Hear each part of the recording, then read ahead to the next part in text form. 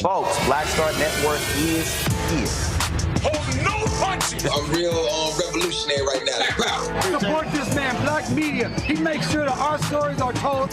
Thank you for being the voice of Black America, Roland. Stay black. I love y'all. All momentum we have now, we have to keep this going. The video looks phenomenal. See, this difference between Black Star Network and Black-owned media and something like CNN. You can't be Black-owned media and be scared. It's time to be smart. Bring your eyeballs home. You dig?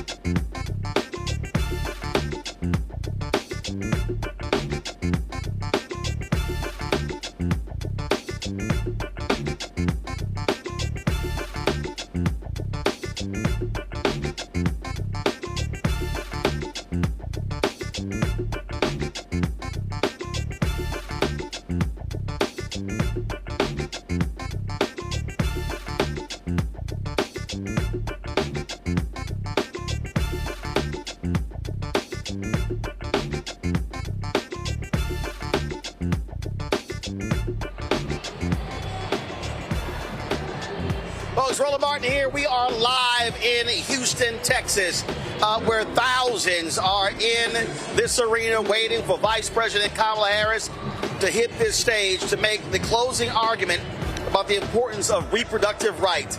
Texas is ground zero in the battle for reproductive rights. And so over the next several hours, we'll be covering this rally.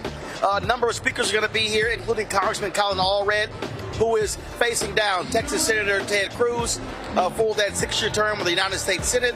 So we'll be covering this in its entirety. Folks, it is time to bring the funk on Roland Martin Unfiltered on the Black Star Network, live from Houston, Texas. He's got whatever the best, he's on it. Whatever it is, he's got the scoop, the fact, the find. And when it breaks, he's right on time and it's rolling. Best believe he's knowing. Putting it down from sports to news to politics. With entertainment just for kicks, he's rolling. It's on go, roll, y'all. It's Roland Martin, rolling with Roland now. He's funky, he's fresh, he's real, the best, you know he's Roland Martin.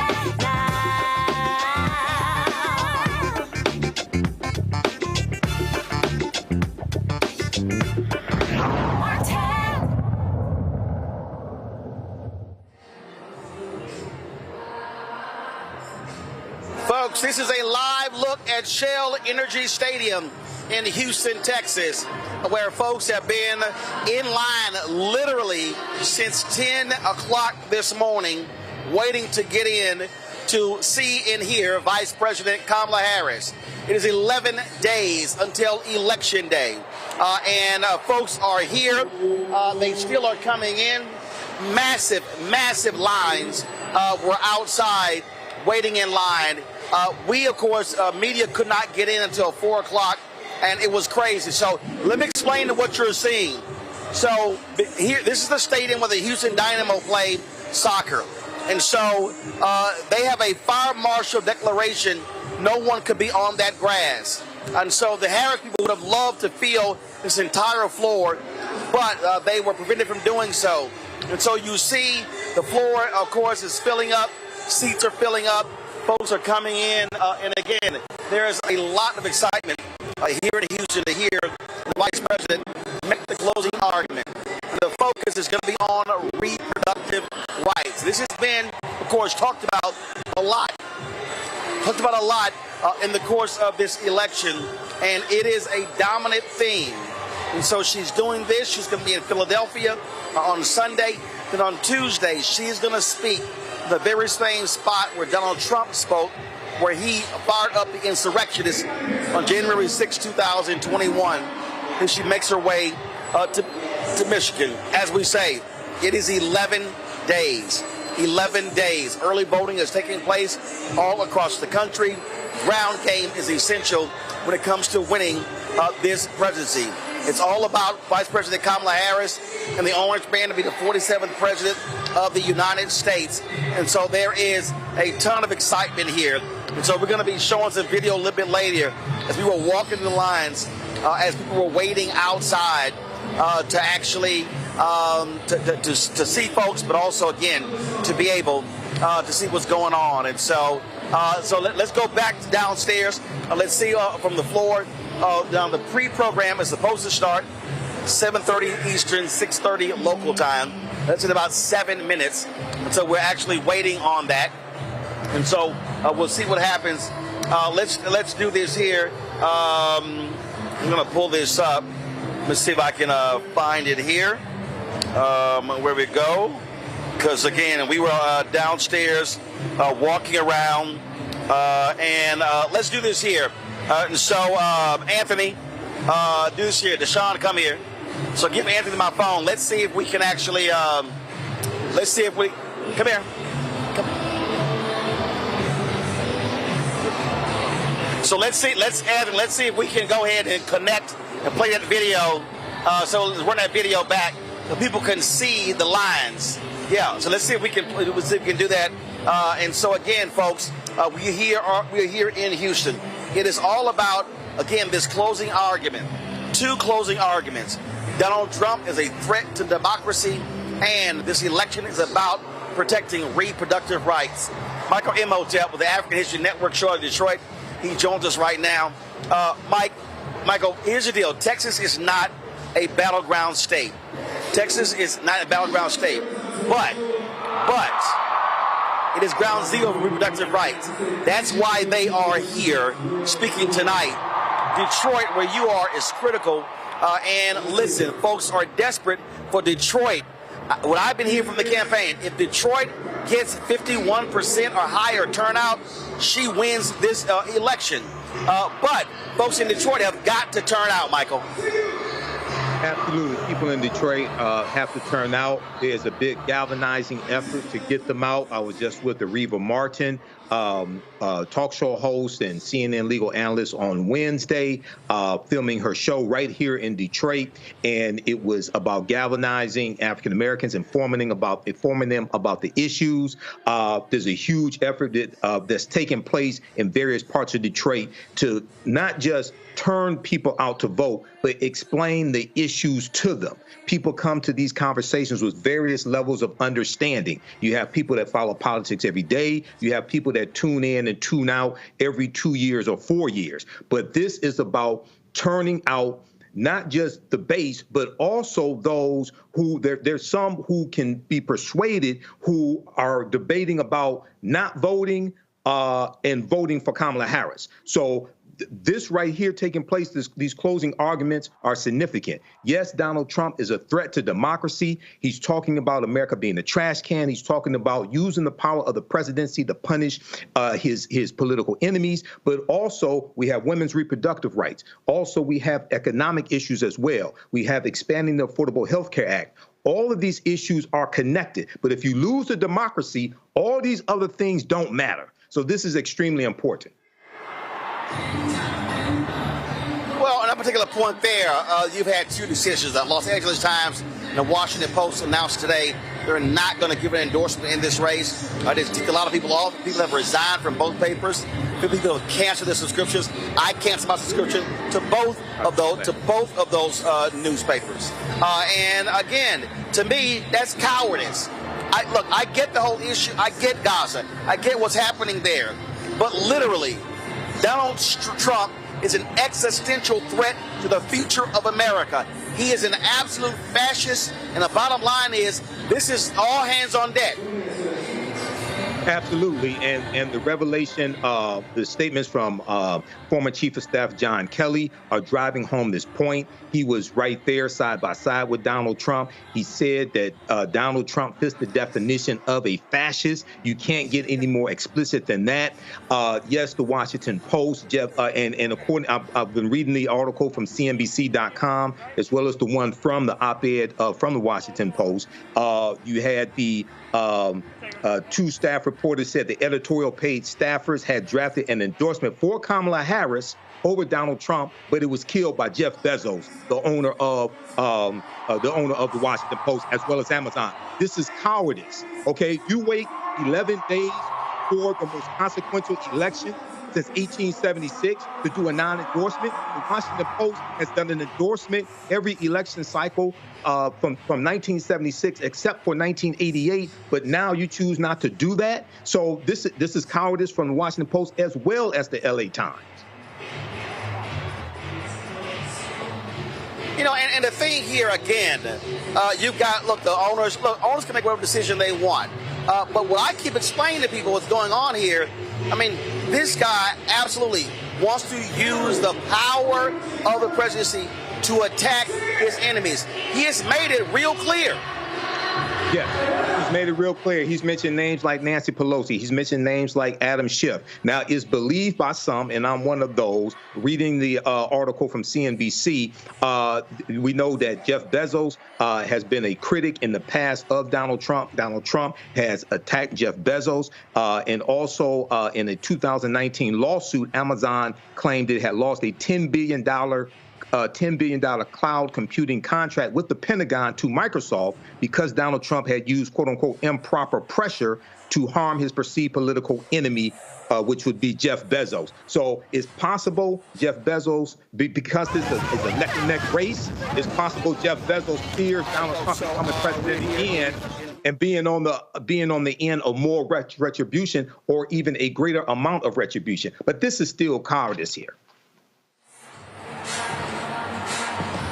Well, absolutely. All right, here's what's going to happen. We're going to go to a break.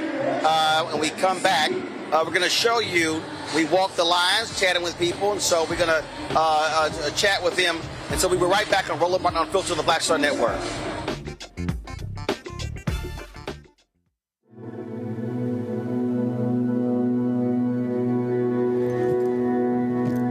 Her blanket.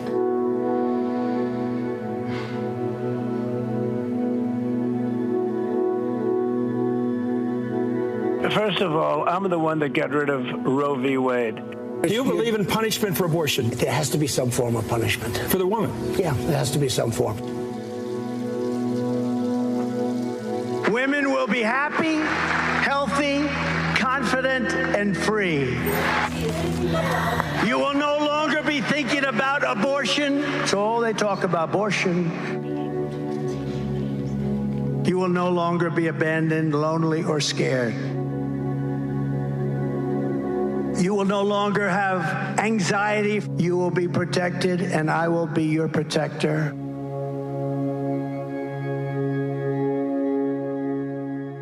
Bob and I both voted for Donald Trump. I voted for him twice. I won't vote for him again. January 6th was a wake-up call for me. Donald Trump divides people. We've already seen what he has to bring. He didn't do anything to help us. Kamala Harris, she cares about the American people. I think she's got the wherewithal to make a difference. I've never voted for a Democrat. Yes, we're both lifelong Republicans. The choice is very simple. I'm voting for Kamala. I am voting for Kamala Harris.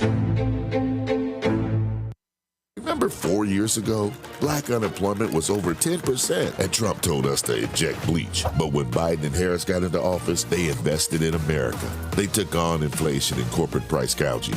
Now, last year, black unemployment dropped below 5%, and Kamala's not stopping there. As president, she'll continue to take on corporate greed and put cash back in your pockets. Yeah, I'm going to go after them. Kamala has a plan to make our lives better. Vote Kamala Harris for president. IVF is a miracle for us because it allowed us to have our family. After having my daughter, I wanted more children, but my embryo transfer was canceled 8 days before the procedure. Donald Trump overturning Roe v. Wade stopped us from growing the family that we wanted. I don't want politicians telling me how or when I can have a baby. We need a president that will protect our rights, and that's Kamala Harris. I'm Kamala Harris, and I approve this message.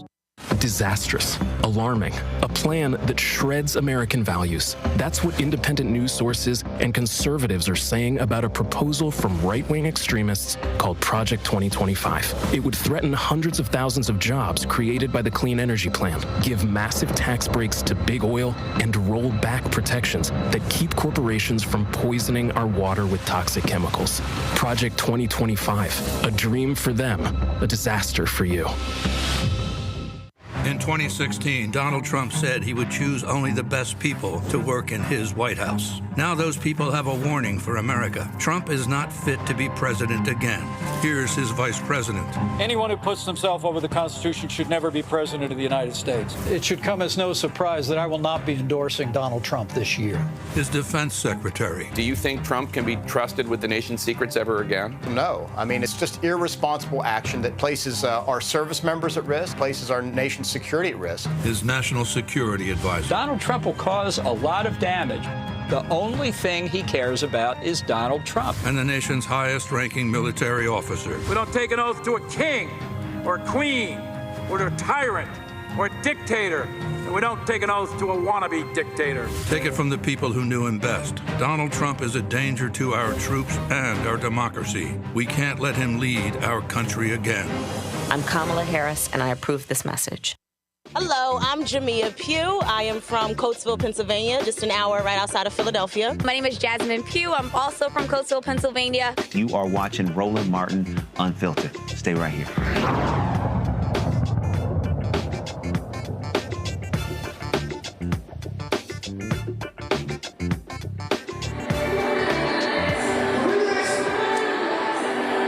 All right, folks, welcome back to Roland Martin Unfiltered. We're here in Houston for the Vice President Kamala Harris Rally, waiting for it to kick off. Folks, the moment they announced that she was coming here, 50,000 plus people signed up to attend this particular rally here. And so earlier today, before we would even get into the building, we decided to walk through the line. We just want to give y'all a sense of what that was like. So let's go ahead and roll it.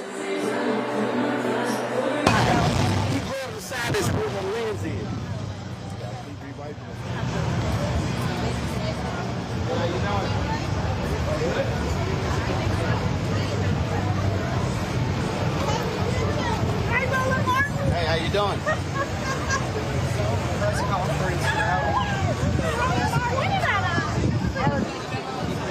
All right, folks. So we're here in Houston. Hey, how you doing? So we're here in Houston.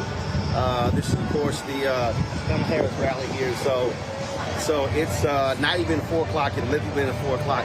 This is really the line to get in. It wraps all the way around. Hey, how you doing? It wraps all the way around. So we're just gonna walk around and see how far it goes.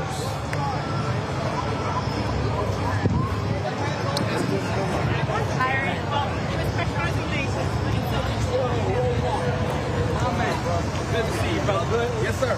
We'd be better if we was in there. Hey. Ready for like another 3 blocks. Y'all know it's got to be. Okay, yeah. All right. It goes all the way. It's not. All the way over here. Yo.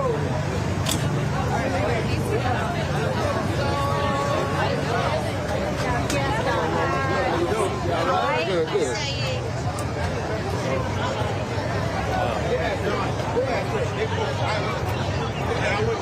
I'm looking for my water bottle. What does it look like? Hey, you guys. It's here. We want to make sure she gets elected. Hey, Frank, why do we do that? What's our doc? We met back in, getting volunteers. We met at the dedication. That's right. Yeah. How you doing? How you doing? Right. Maybe it's a troll. This line is all the way back there. This is crazy.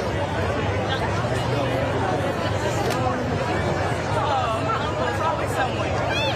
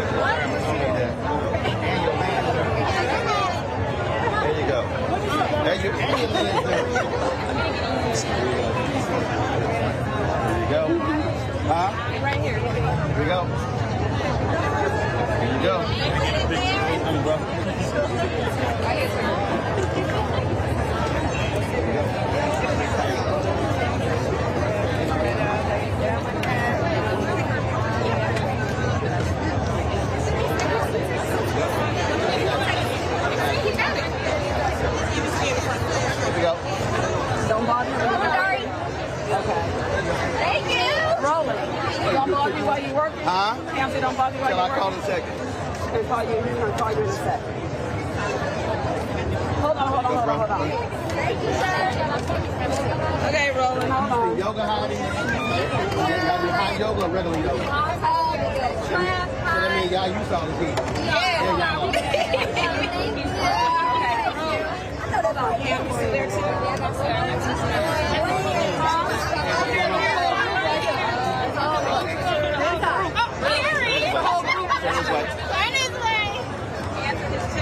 There you go.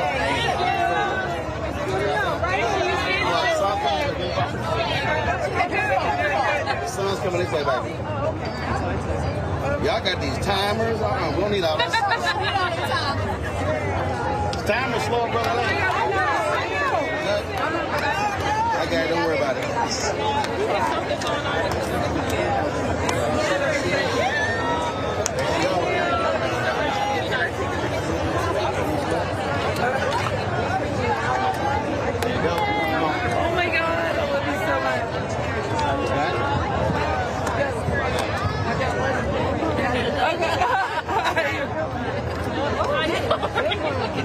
Oh my God, thank you. I love you. I watch you every day. I'm all good. Shade roll would be like,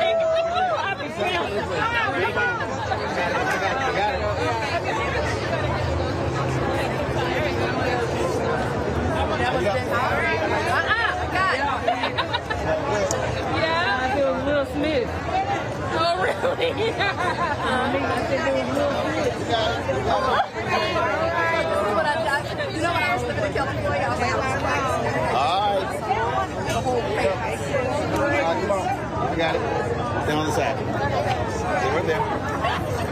You want his live? You want his live?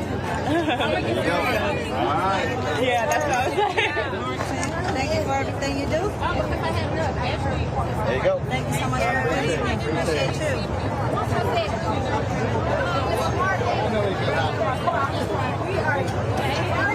Huh? You didn't bring a big hat. You didn't bring a hat. Huh? I just met her cousin. Which book? I got a lot of cousins. Her daughter's Ashley. Huh? Her daughter's Ashley. That's Angela. Yes. Yep. Yes. Yeah. Can you take a picture with you? I got 39 cousins. That's first. 72 second, 122 third. So Can you yeah. take a picture of right here?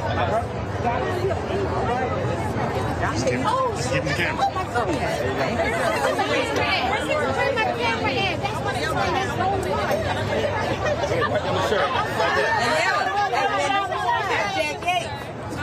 JY all day. I follow you. I want to be all the time. There you go. Yeah. Well, I just follow you all the time, baby.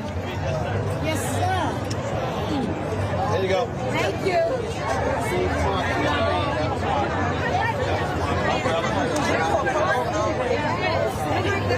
Some people not coming prepared. We were prepared. So y'all sing, oh hell no, you got that Longhorn hat. I'm an Aggie. I don't know about that. I can't stand Longhorn. I'm actually giving her a blurry picture of that. My cousin married a Vince Young. I still can't stand it. No, it's coming on. It's coming on. You're here. You guys shot the whole. All right, so we're gonna walk up there next, and then we're gonna put that line up. Okay.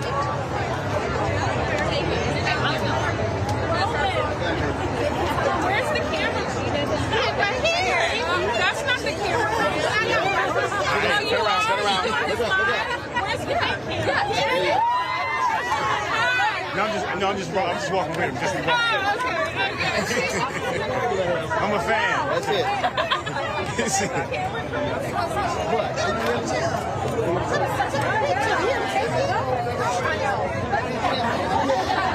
so scary. What city you in? Where you from? Here. How the breeze out here?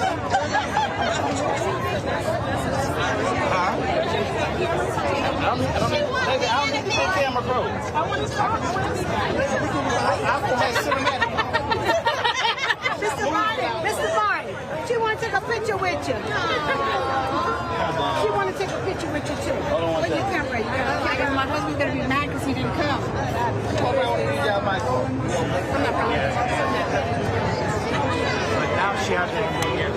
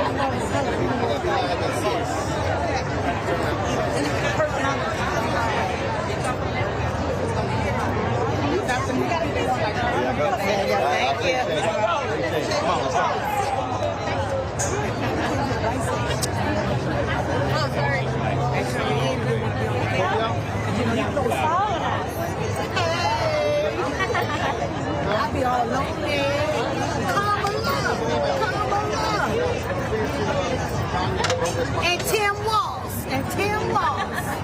And Beyonce. Yay! I'm with you. Yay! Don't laugh yet. You know how many questions I got?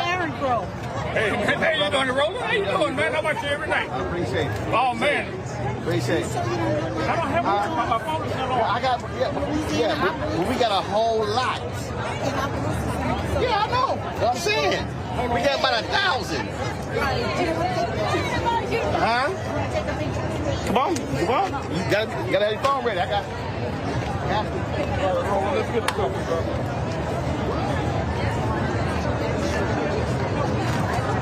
There you go. There you go. Sorry, thank you. Appreciate it, brother. Yep. There you go.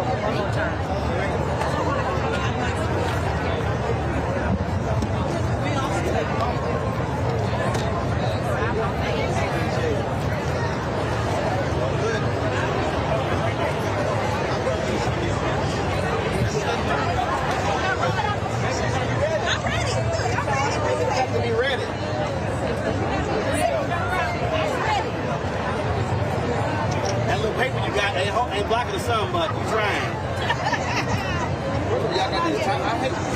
y'all.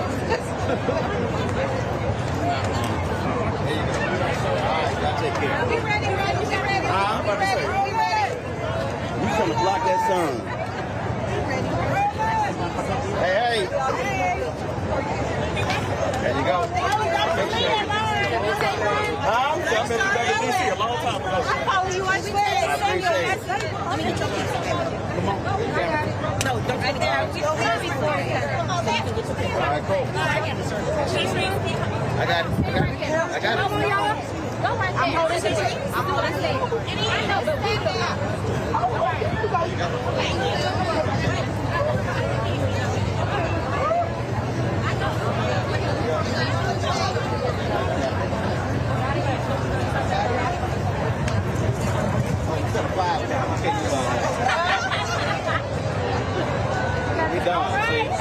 Y'all got these timers. They take too long. Come on, we gonna walk up over there. Hold up. Let's go on. Which way is it going? You could like walk through the fence on that side. Come on. What? You can cross over there? Yeah.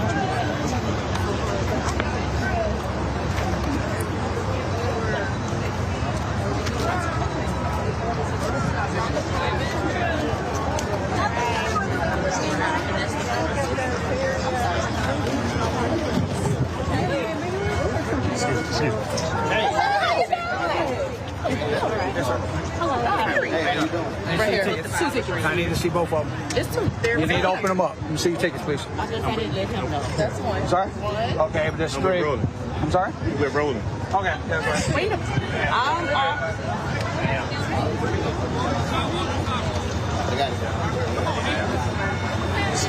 I don't need that. That slows me down.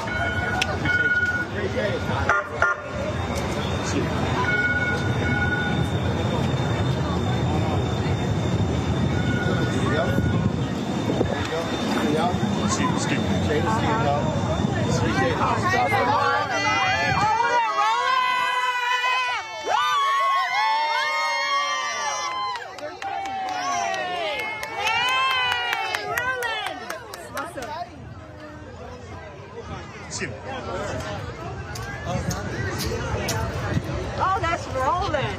Oh my God, Roland. There you go. I appreciate it, bro. Yeah, come on.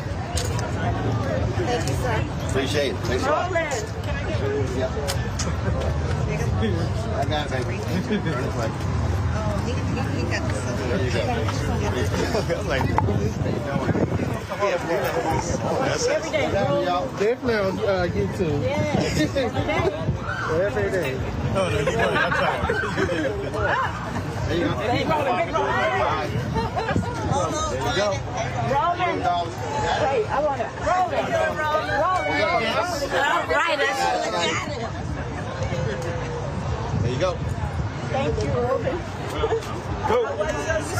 Yeah. Roland, I've been trying to get you. Well, I'm right here. I'll be here. I'll tell you where I am. When, I got it, baby. I got it. Let go. I got it. I got it.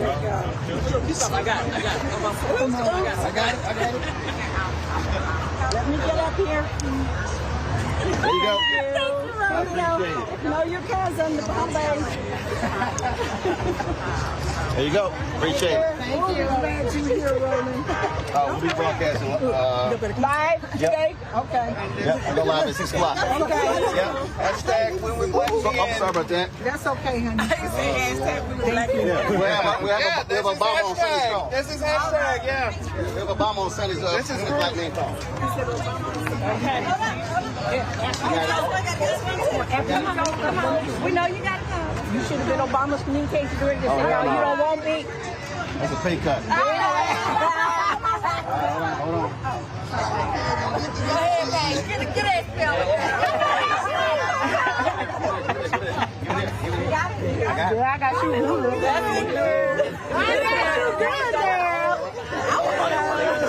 Stop moving. You gotta bend down. Stop moving.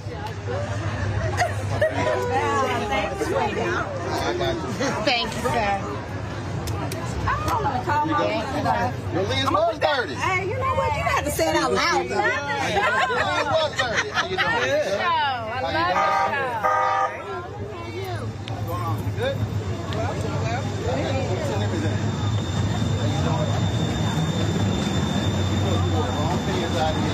How y'all doing? You got a sweatshirt on? Yeah, but y'all got t-shirts. What's happening? All good? Yeah. All right, then. You headed to the front? You headed to the front? Yeah, I got like that. Oh! How you doing?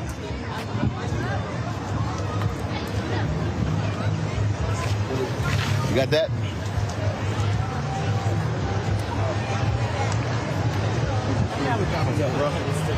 How you doing?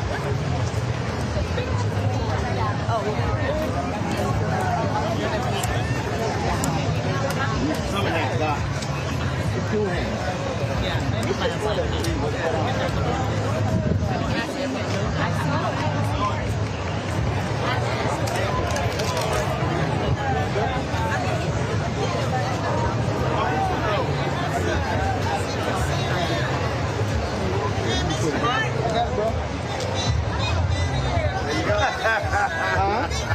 I appreciate it.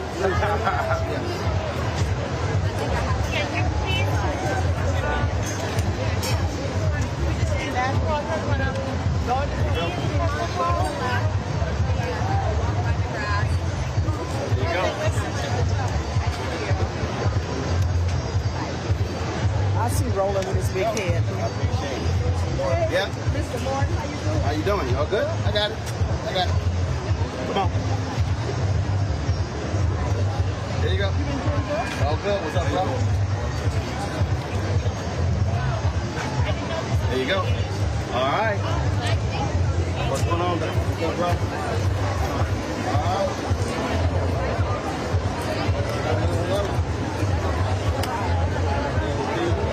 Excuse me. What's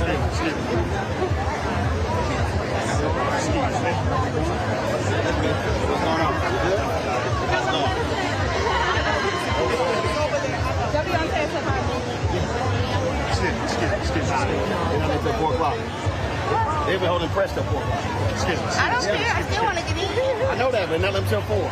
Excuse me. How you doing? You good? How you doing? What's up, bro?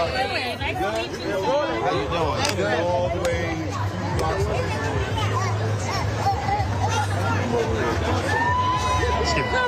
Good. Hey, how you doing? Good. Thank you.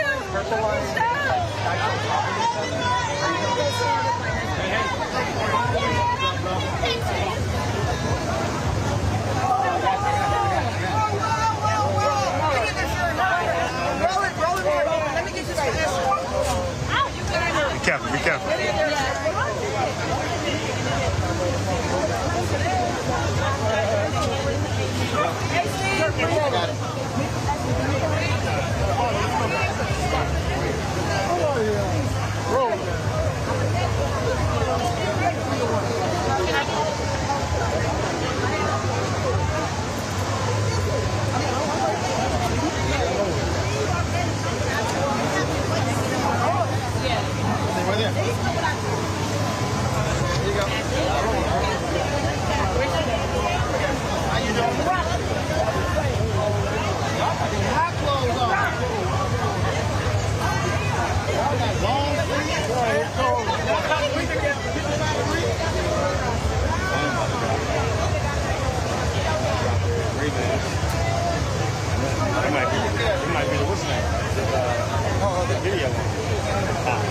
The meta bands. Yeah, I do. The meta bands coming up.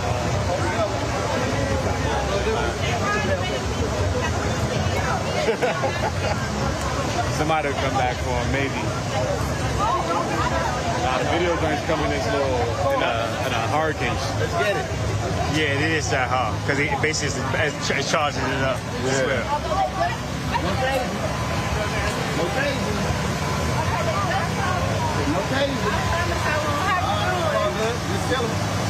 All right. Yeah, I love it. I appreciate you're working now, huh? Appreciate it. Appreciate you earlier too. I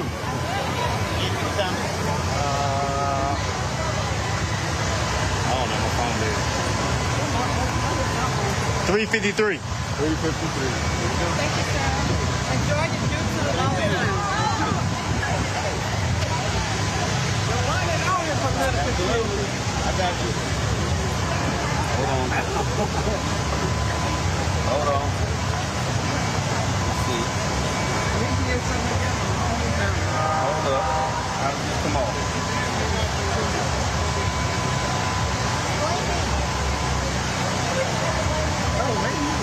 Smile. Here you go. You got it all together.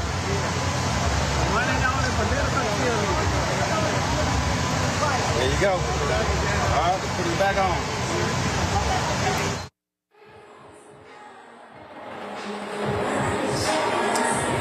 All right, folks, we are live in Houston. We're waiting for the pre-program to start. They're jamming Fantasia. So they got all these lights, everybody has these wristbands. Go to that shot, y'all. And so you can actually see this whole stadium is lit.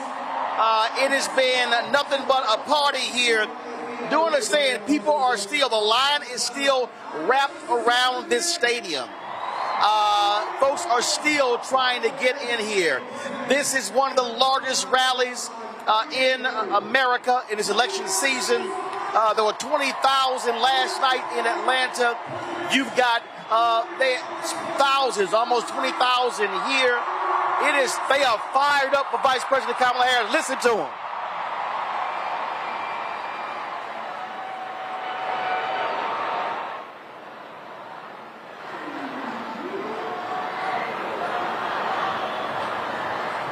So we are waiting, folks. We're waiting for, again, the pre-program to start. It is estimated that Vice President Kamala Harris won't speak until about 9:30 Eastern, between 9:30 and 10 Eastern. And so this was supposed to start the pre-program at 6:30. It is now 7:04. And so we are here. And I want y'all to understand, I mean, this is why the Black Star Network matters. And this is why our fans matter. I mean, all of y'all on YouTube, man, hit that like button. If y'all are watching on the app, absolutely. It is electric here. And so we wanted to be here. And so let me tell you, we were last night at Edward Waters University in Jacksonville. And so when we finished, we packed up. Deshaun Smith, our driver, he got in the car, drove 12 straight hours to Houston in order for us to have the Secret Service sweep our gear. We raced, we got it in here. They shut the whole stadium down. They did a whole entire security sweep. And then we came in here and set everything up. And so it's just amazing to be here. And I can tell you, we're likely at about 18,000 right now. And so do this here. So I was telling you earlier, Brett, give me a shot of the grassy field. So here's what. So the deal is, the fire marshal said they could not have people on the grass. I think they're trying to protect half of the soccer field. But the bottom line is that's what's going on. That's what's going on. That's what's going on right here. And so, and the Harris folks would have loved to have people even on the grass area here, but they were not allowed to do so. And so they would have packed this whole joint out. 55,000 people. They announced this on Tuesday. They were coming here. In the first 24 hours, there were 55,000 people that registered to come to this rally. It is absolute excitement happening here in Houston. Folks are excited about this race. When you look at the polling data, bottom line, it is a tight race. What I keep saying, Michael Imhotep with the African History Network shows with us. Michael, I keep telling people, you cannot focus on the national polls. You must look at the state by state to what's happening in Michigan and Wisconsin and Pennsylvania and North Carolina and Georgia and Arizona and Nevada. That's what matters. And black people, Michael, we got to keep saying this.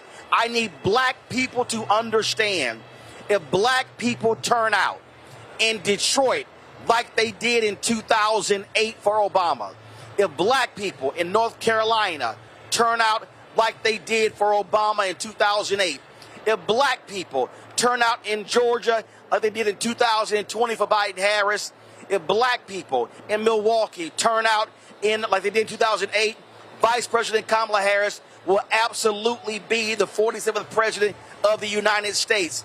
And I need black people. I mean, look, Gary Chambers has been pleading with black people in Louisiana to come out and vote. If we simply vote our numbers, we have the numbers. If we vote our numbers, it's done. She wins hands down. You know, this is extremely important, Roland. Now, also, I got to give a shout out to the AKAs here in Detroit, because I was with them Tuesday night, and they had a platform. They had a town hall meeting dealing with the impact of Project 2025 on African Americans. And it was also dealing with get out the vote, things of this nature, and understanding policy and how policy impacts every aspect of your life. OK, so everything you said is correct. But to really galvanize support from African Americans and get them to go out and vote and stand in these lines, we also have to talk about the policies of Vice President Kamala Harris and how they are going to help them, give them something to vote for as opposed to just voting against Donald Trump. OK, so her economic plan when it comes to building 3 million houses in the first 4 years, that is drastically going to help African Americans own homes, be able to pass on generational wealth. When you talk about a 50,000 dollar tax credit for startup businesses. We've seen under the Biden-Harris administration the fastest growth in African-American owned businesses in 30 years. What's happened is that there have been so many accomplishments from the Biden-Harris administration, but a lot of people a lot of African-Americans on the ground level don't know this, okay? And they're listening to these black social media disinformation agents saying she doesn't have any policies for us, all these types of things. Nothing's been accomplished under the Biden-Harris administration, and we know that's false. So when we connect policy that's actually taking place, $10 billion in SBA business given to African-American owned business, triple what is normal. $17 billion for HBCUs since 2021 from the Biden-Harris administration to HBCUs, a record number of funding. Median household net worth of African-Americans increased by 60% under the Biden-Harris administration. When these are things that will drive people to the polls to vote for them because they're seeing a return on investment, and Vice President Kamala Harris's policies will be a continuation of the successes of the Biden-Harris administration, and she's going to attack price gouging, which disproportionately negatively impacts African Americans as well. So I agree with everything that you said, but it's important for us to hit on these policy messages to explain to people what they are voting for as opposed to just voting against Donald Trump. Well, absolutely. And again, I just can't stress enough to folks what it means when we turn out in record numbers. Folks, it's math. It's very simple. Yes. Okay? The Republicans are trying to suppress our vote. They do not want black men voting for Vice President Kamala Harris. They are scared of the black female turnout. And you're right, Michael. It is about the policies, and it's undeniable. You cannot show me a black agenda from Donald Trump. I don't care. You can't show me. But you cannot show me an agenda. And so folks need to understand what's going on here. Product 2025 is very real. The impact it will have on African Americans is very real. We have been covering a number of these items, and so I just want to go ahead and do this here. First of all, folks, bring up the graphic. On Sunday, the Win with Black Men call, President Barack Obama is going to be on our call on Sunday, 7 p.m. Eastern. You can register right now at winwithblackmen.org or use the QR code right there. You can actually use that. And so we want everyone to sign up. We want to pack that call out. It's going to be a fantastic call. And so we want to do that. And so please let us know. Now, the Harris campaign has released a new ad that targets Donald Trump for being a fascist. Let's go ahead and roll that ad so you can see what that new ad is.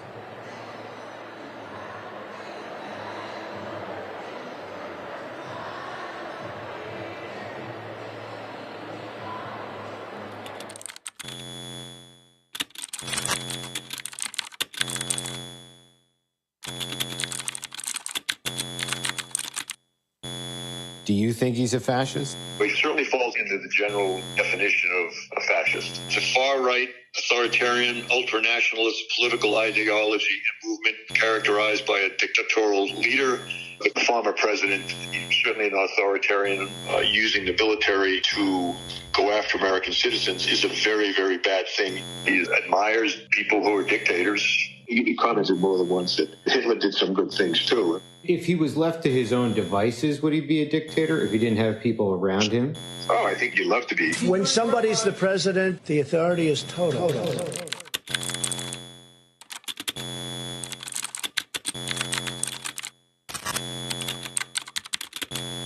I'm Kamala Harris, and I approve this message. So you have that ad. They also have dropped a new ad showing how unhinged Donald Trump is. Let's roll that one. John Kelly, a 4-star Marine general, has told us, Trump said, "Why aren't my generals like those of Hitler's?" He admires dictators. in the height of COVID, when most Americans could not get their hands on a COVID test, he secretly sent COVID tests to the president of Russia for his personal use. This election is presenting the American people with a very significant decision. I do believe that Donald Trump is unstable and unfit to serve.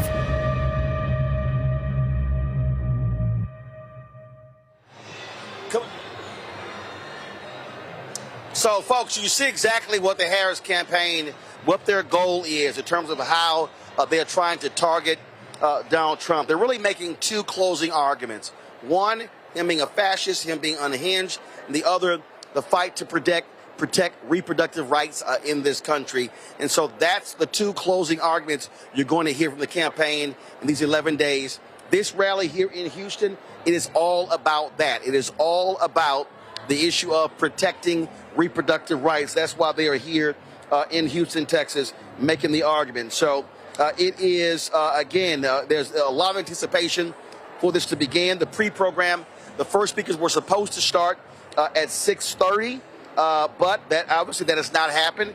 We're about 45 minutes behind. Not sure why we're behind, but it is what it is. And so the DJ came out earlier, and now they're still playing music. And so folks are just waiting.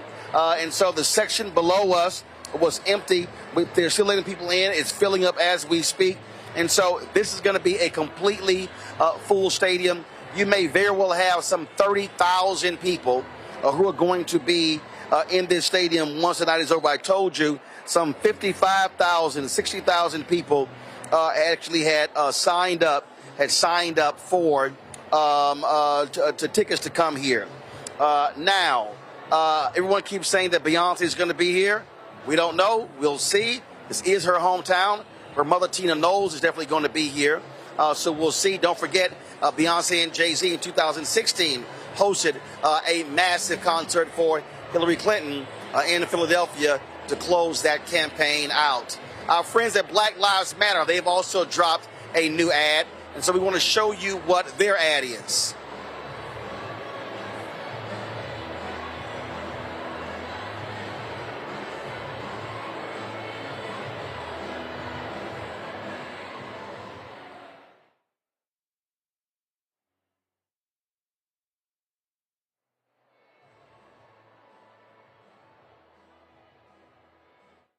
Years ago, black unemployment was over 10%, and Trump told us to inject bleach. But when Biden and Harris got into office, they invested in America. They took on inflation and corporate price gouging.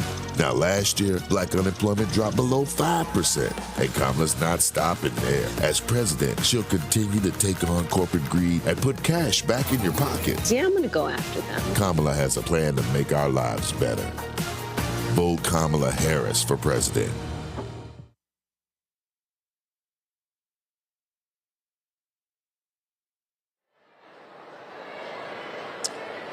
All right, folks, that's that particular ad there. So here's the deal. We're going to a break, and we'll be right back on Roland Martin Unfiltered on the Black Star Network.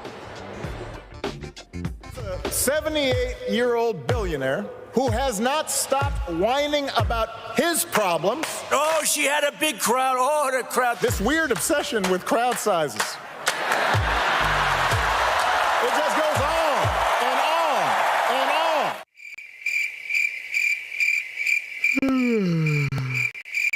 America's ready for a new chapter. We are ready for President Kamala Harris. I'm Kamala Harris, and I approve this message.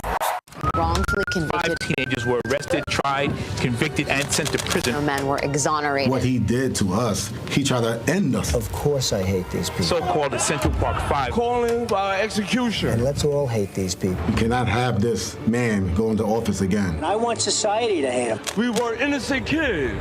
The confessions were coerced. Today, we are exonerated. That guy says he still stands by the original guilty verdict. This is about democracy being on the ballot. I have absolutely no compassion. Look at Kamala. She represents the kaleidoscope of the human family. There's something different happening in America. We will get the opportunity to build a future where we will be able to thrive and not just survive. Jill Stein, Green Party candidate for president. So why are Trump's close allies helping her? Stein was key to Trump's 2016 wins in battleground states.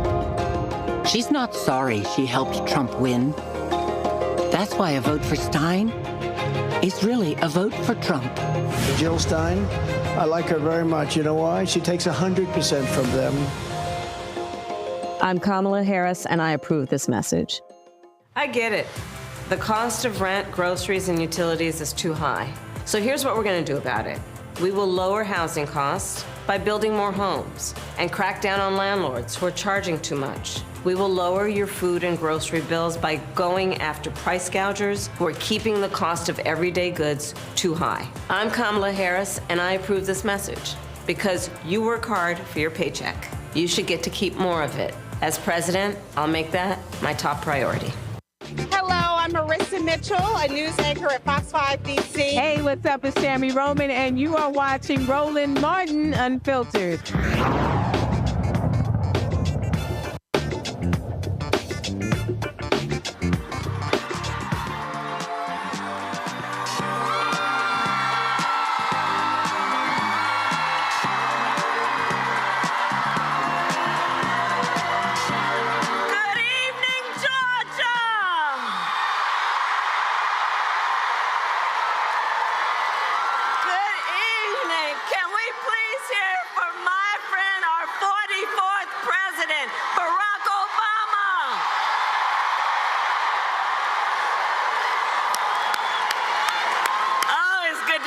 In Atlanta. All right. So, I love you too.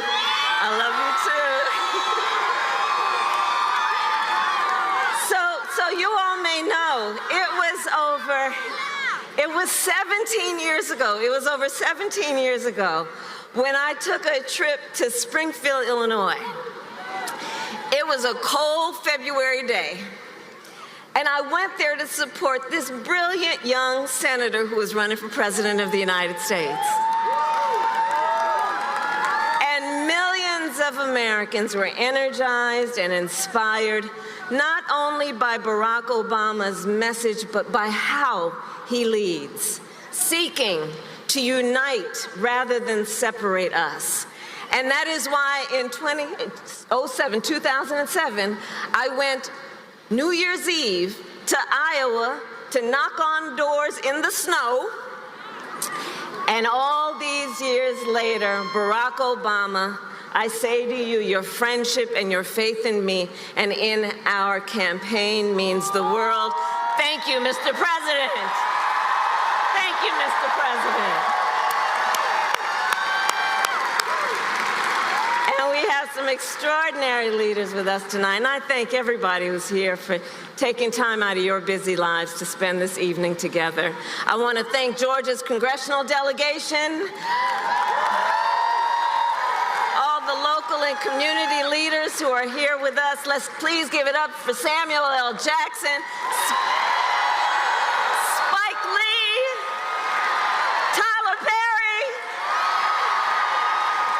and the great American poet Bruce Springsteen.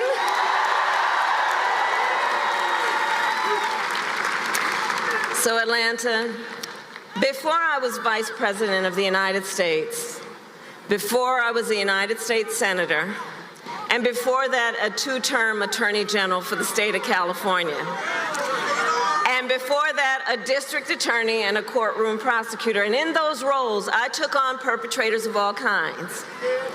Predators, fraudsters, and repeat offenders. I took them on and I won.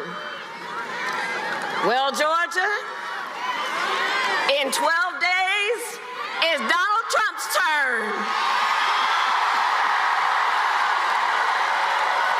It's his turn.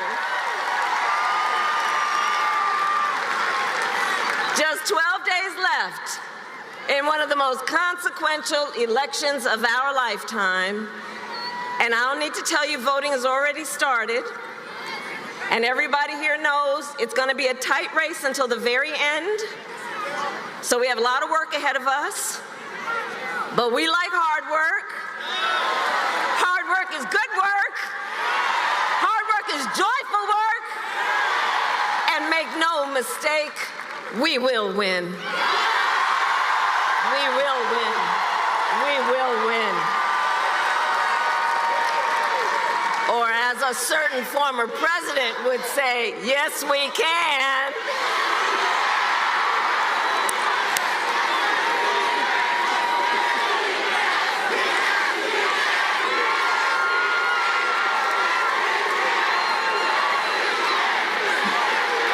Yes, we will, and yes, we can. And here's why we're going to win.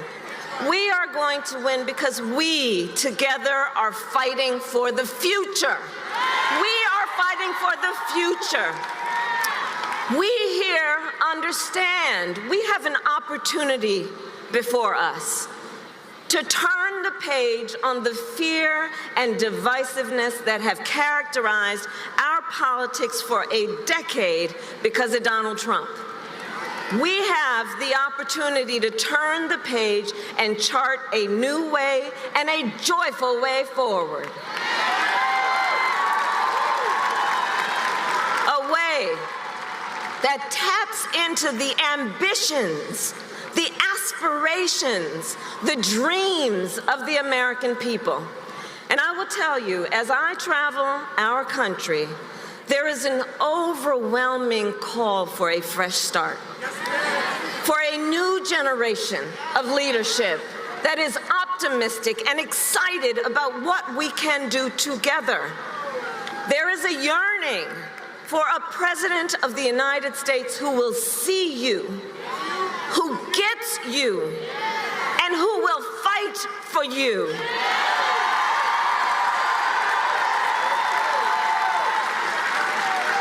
In my whole career, I have put the people before partisanship. I never once asked somebody, are you a Democrat or are you a Republican? Instead, I always asked, how can I help you? And that is a major difference between Donald Trump and me, and between the two very different, extremely different visions that he and I have for our nation. One, his focused on the past and himself. The other, ours, focused on the future and you. Together, we will build a future where we bring down the cost of living, and that will be my focus every single day as President of the United States.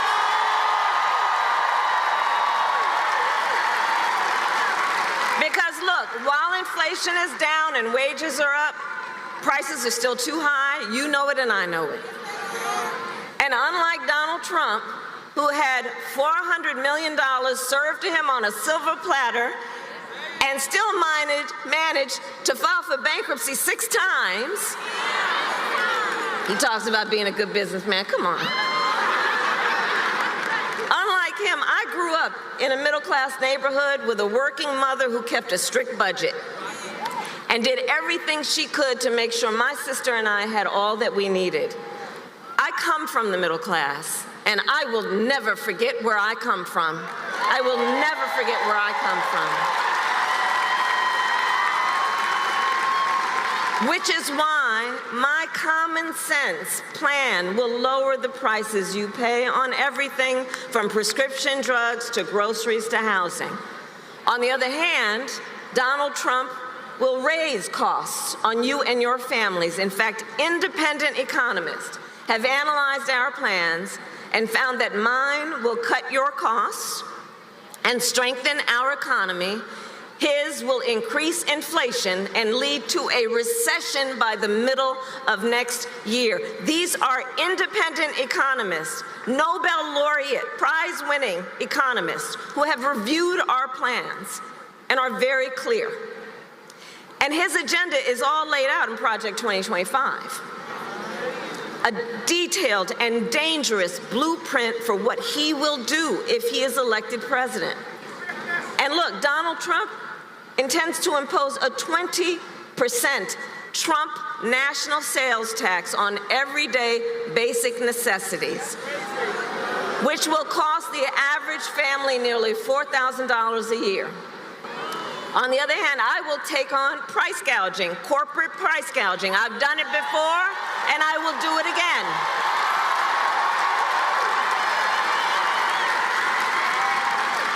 Donald Trump will give massive tax cuts to billionaires and the biggest corporations, exactly like he did the last time he was president.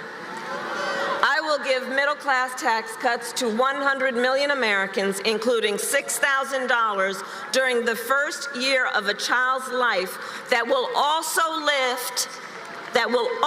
lift America's children out of poverty.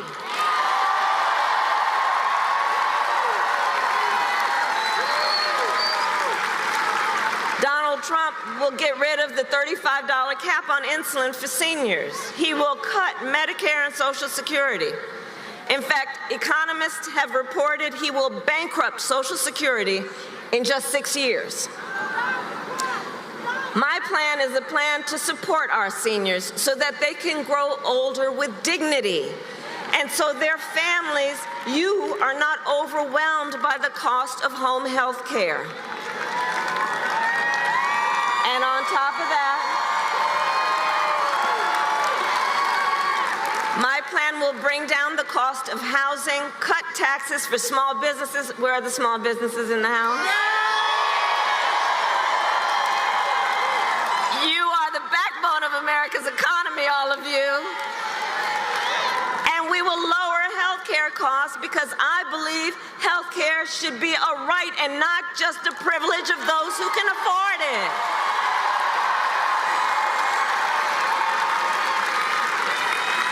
Donald Trump, on the other hand, intends to end the Affordable Care Act, or like we like to call it, Obamacare. And he wants to take us back to when insurance companies had the power to deny people with pre-existing conditions. Well, we are not going back. We are not going back. No.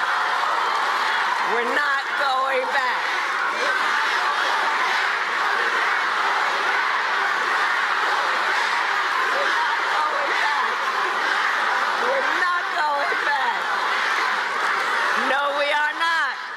Because we will move forward, and it is time to turn the page.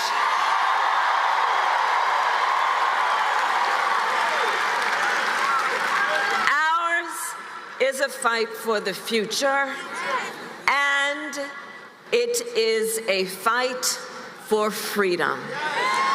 For freedom, like the fundamental freedom of a woman to make decisions about her own body and not have her government tell her what to do. And we remember how we got here. Donald Trump hand-selected 3 members of the United States Supreme Court with the intention that they would undo the protections of Roe versus Wade, and they did as he intended.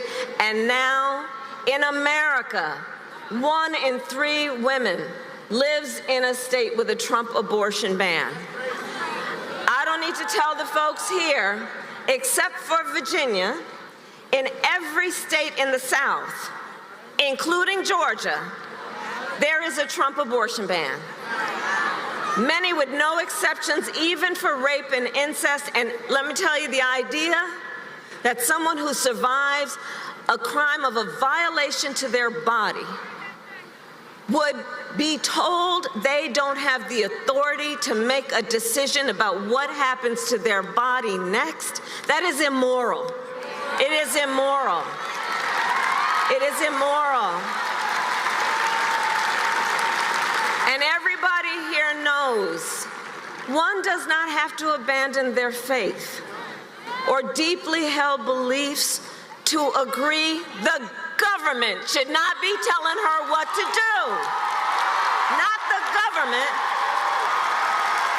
If she chooses, she will talk with her pastor, her priest, her rabbi, her imam, but not the government, not some folks up in a state capitol telling her what to do with her own body. And notice Donald Trump still refuses to even acknowledge the pain and the suffering he has caused. He insists that, quote, everybody wanted for Roe versus Wade to be overturned, which is just a further example of how out of touch the man is. Everybody wanted this. Women are being denied care during miscarriages. Some only being treated once they develop sepsis. They didn't want this. Couples just trying to grow their family have been cut off in the middle of IVF treatments. They didn't want this. Women have died because of these bans, including a young mother of a 6-year-old son right here in Georgia. Her family is here with us tonight, and we speak her name, Amber Nicole Thurman.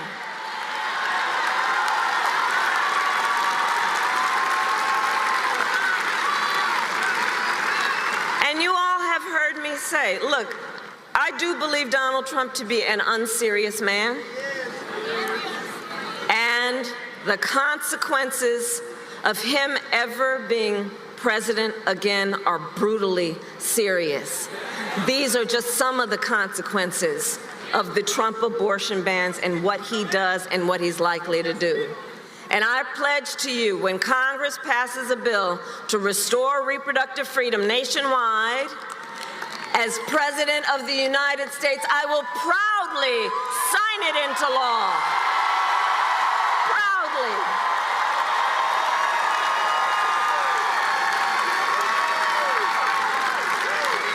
And across our nation, we are back live here in Houston. And so DJ has stopped. There's a video playing. Guys, give me the feed from the live feed here. They just played their New Way Forward ad here on the monitor here. Give me the room. Give me the room. Take it off of me. Give me the room. So they just played that video there. And so we were thinking that the first speaker is going to come. It is 7:35. It's supposed to start at 6:30. And so if you see the stage is fully lit. And so we were thinking that someone's coming out, and looks like we are getting our first speaker.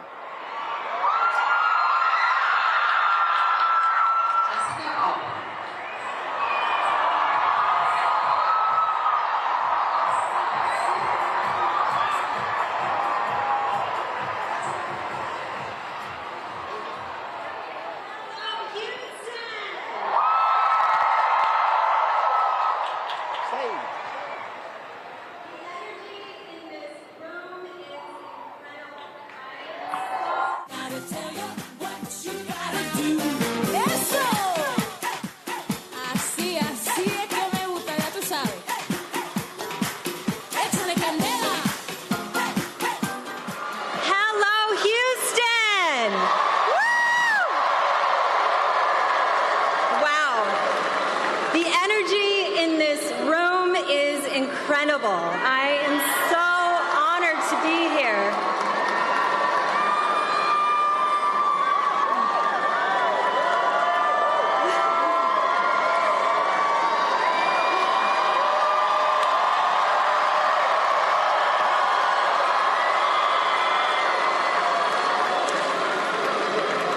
My name is Jessica Alba.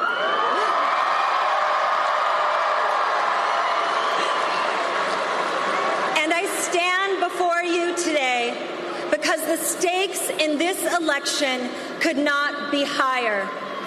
Our rights, our freedoms, and democracy are on the line.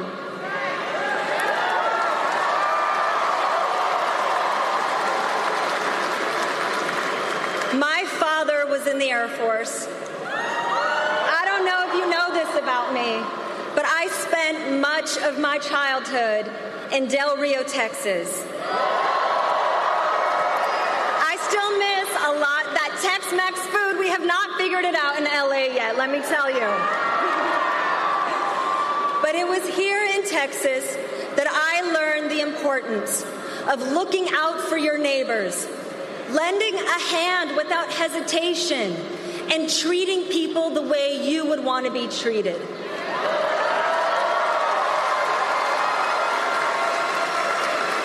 This Texas spirit of compassion, generosity, and unity along with my strong Mexican-American family values.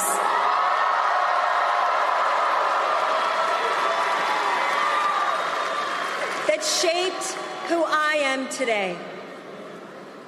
Vice President Harris has spent her entire career embodying these same values. We all know we need the hopeful path laid out by Vice President Kamala Harris and Governor Tim Walz. A vision that unites us, protects our freedoms, and creates a brighter future, a more inclusive future for all. As a mother, I'm excited by VP Harris's new way forward, focused on uplifting families and the middle class. They will expand the child tax credit to provide a $6,000 tax cut to families with newborn children. Because they believe that no child in America should live in poverty.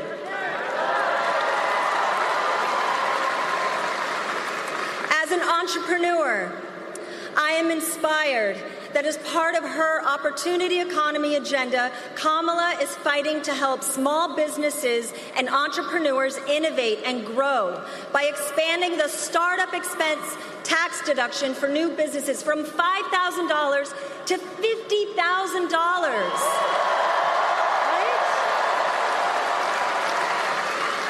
This will help entrepreneurs get their ideas off the ground. Imagine the difference this could make for all of us. And as a woman, I know we need a leader like Kamala Harris who is dedicated to protecting reproductive freedom.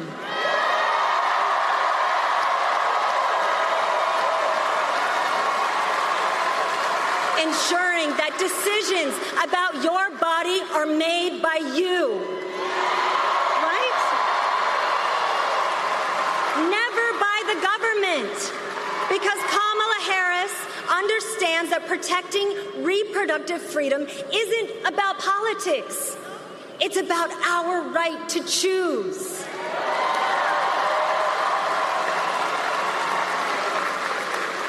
And these are just a few of Kamala's policies and beliefs that will change so many lives for the better. Because going back is not an option.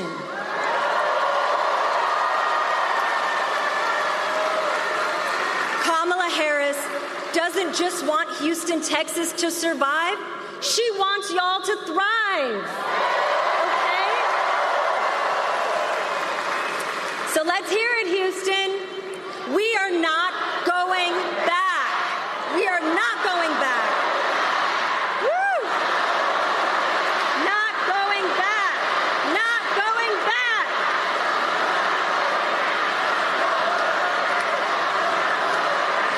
Woo!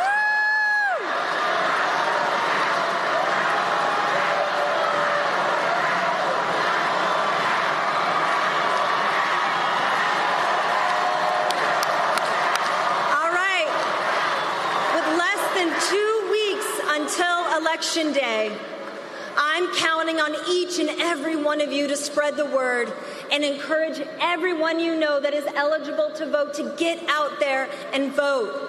So Houston, let's do this. Please join me in electing Kamala Harris as the next president of the United States.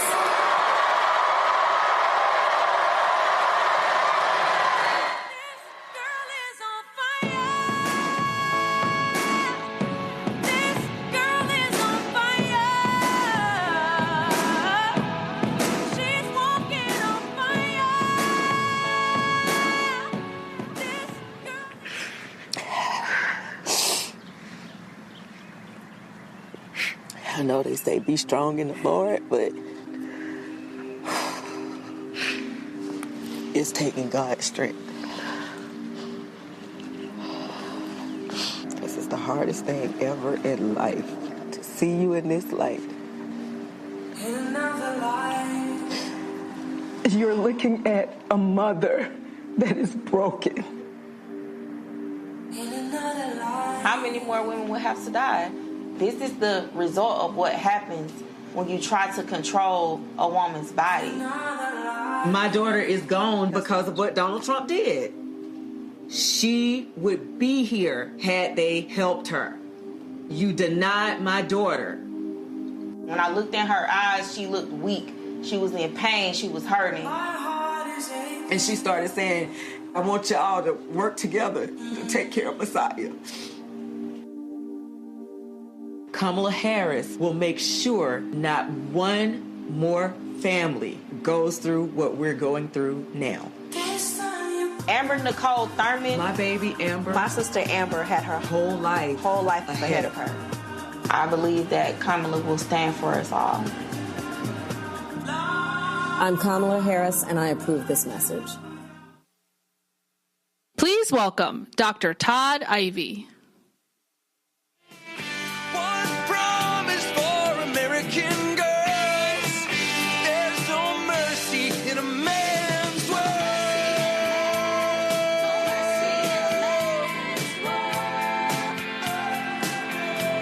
In a man's world.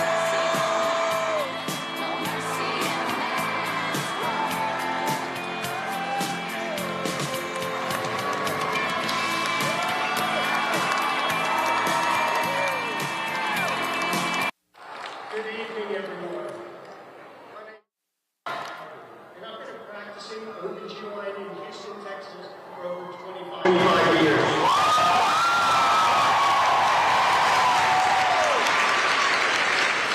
I want to acknowledge my colleagues here with me tonight who courageously continue to fight in Texas for reproductive freedom for all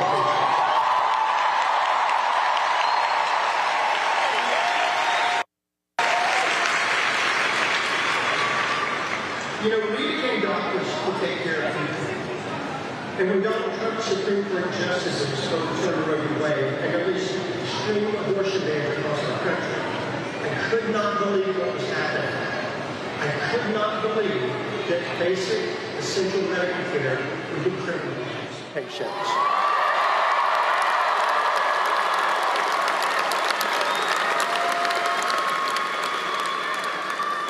You know, we became doctors to take care of people.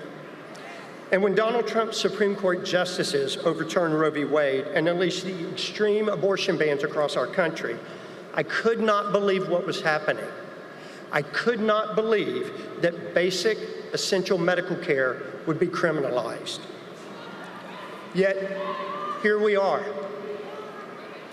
And today in Texas, because of Donald Trump, I could be thrown in prison for life for providing reproductive health care.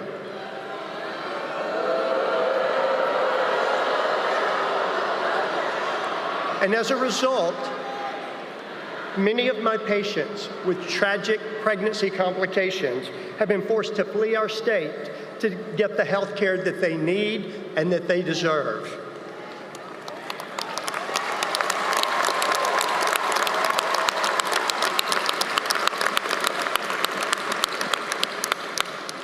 In that moment of a devastating diagnosis, what I want to do, what I need to do, and what I'm trained to do is to provide counseling and care for patients according to their wishes and their needs.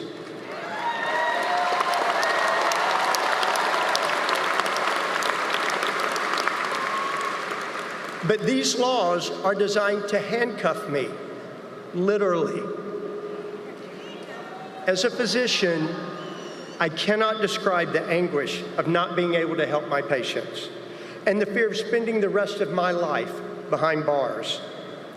Each physician here with me tonight has multiple agonizing stories to tell, and some of them involve their own pregnancies. We all know how devastating Trump's abortion bans are for patients' health and lives. Data have shown that since our state enacted these abortion bans, maternal mortality has worsened. To put it bluntly, women are unnecessarily becoming ill and dying.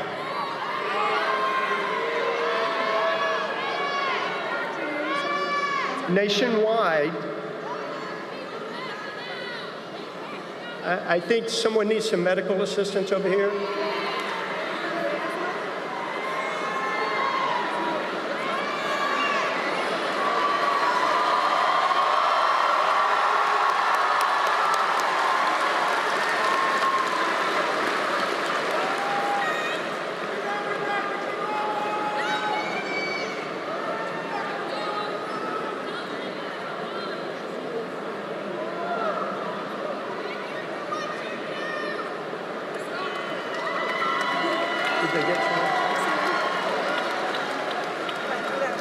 Are they getting someone?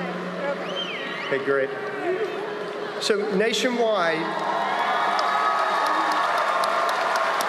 medical assistance? They're good.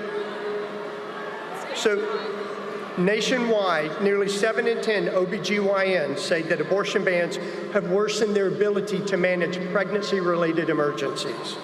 And here in Texas, 3 in 4 OBGYNs have said they simply can no longer practice evidence-based medicine. This is a healthcare crisis. Tens of thousands of Texas women traveled out of state for abortion care last year, leaving their jobs, leaving their homes, and leaving their families just to get medical care.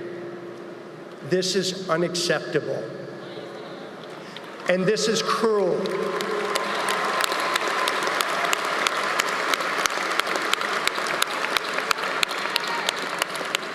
I was shocked when Roe was overturned, but I've never been more shocked to hear Donald Trump continue to brag about it and to call these extreme abortion bans, like the one in our state, something, quote, beautiful to watch.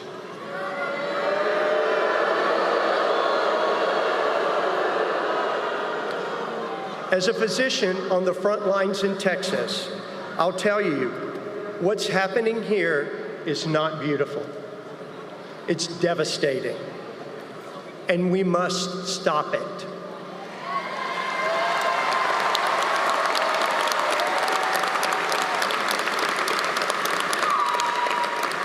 So let me be clear about one thing. There is no place for Donald Trump in my exam room.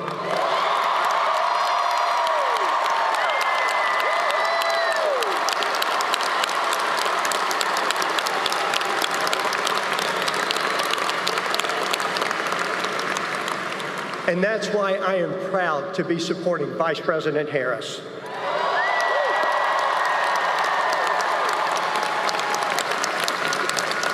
One year ago, I was honored to sit beside her for a conversation on the cruelty of these Trump abortion bans. She hasn't stopped fighting for reproductive freedom for a moment since. And I know that as president, she will continue to fight to restore reproductive health care access for women in all 50 states.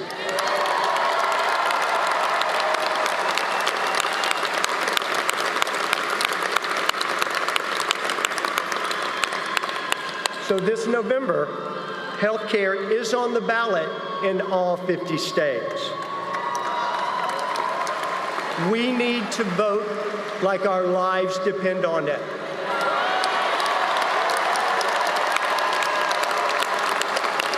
Because they do. And because our patients' lives depend on it too. Thank you. Go vote.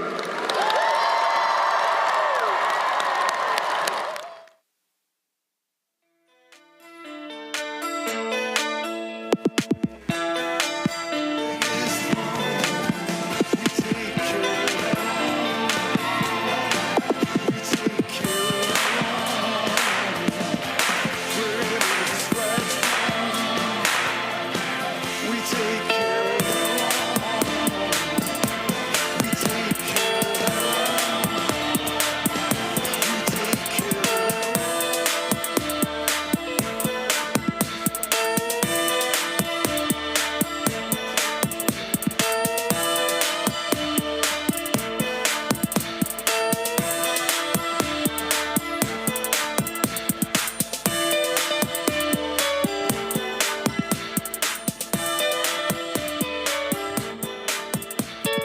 So, folks, I hope you get a sense of what you're seeing here. So you had about 20 doctors who were on stage there, OBGYN, talking about the importance of reproductive rights and how doctors will be making the decision. Now, what's playing right now is one of the reproductive ads. And so that's really what this whole focus is. We're here in Texas because Texas is ground zero for the battle over reproductive rights, the Texas abortion ban, and there's been a dramatic increase in the number of children who have died in Texas since Roe v. Wade was overturned. And so this whole rally is really about making this the centerpiece. So this is one of the two closing arguments being made by the Harris campaign. And so that's why you're seeing that. So let's go back to the main stage for the next speaker. Girls and women all over the country have lost the right to choose, even for rape or incest. Donald Trump did this. He took away our freedom. I'm Kamala Harris, and I approve this message.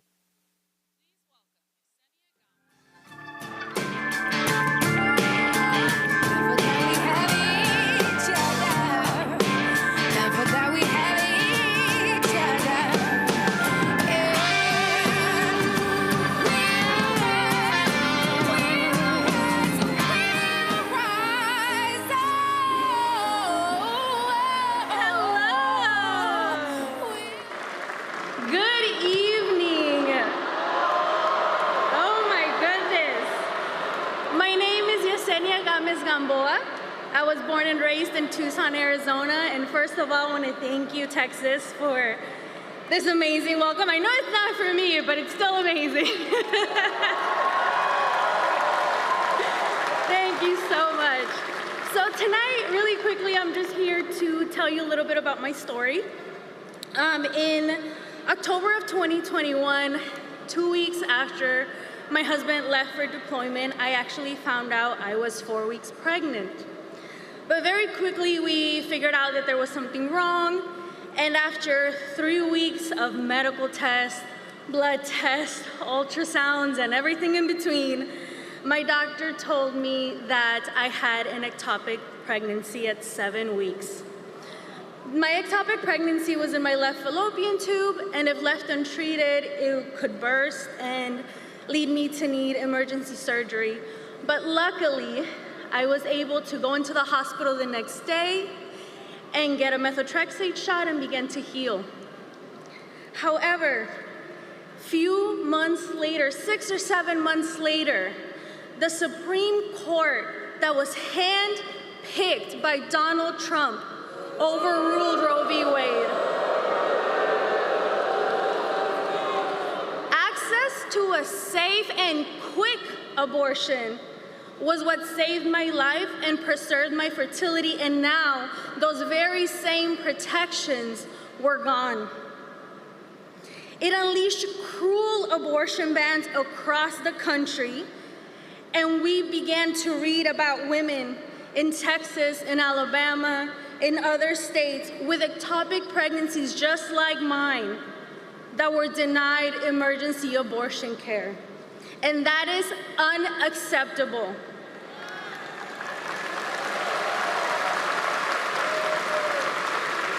Now, that was 3 years ago, almost to the day actually. And my husband and I are on our second round of IVF. And if anybody in the crowd has ever gone through IVF, you know just how bloated and how tired I am right now. But I am still here today, no matter how tired, no matter how sore, because we need to fight for the rights of women everywhere to make decisions over their bodies. Earlier this year, my husband and I watched in horror as the Alabama Supreme Court made a decision that put IVF in danger in the state. My heart goes out to those families because I know what they're going through. And now, I am going through it myself, especially because Donald Trump's GOP policies and reluctance to protect IVF is going to put it at risk for families in 50 states. And that is not something that we will allow to happen. But Texas, tonight we can turn the page and we can continue to make our voices heard. Vice President Harris is a fighter, and she will work tirelessly to protect our families and our futures. So for the next 11 days, it is our turn to show up for her. Knock on doors, speak to every family member out there, have the awkward conversations, and leave it all in the field because our lives and our futures depend on it.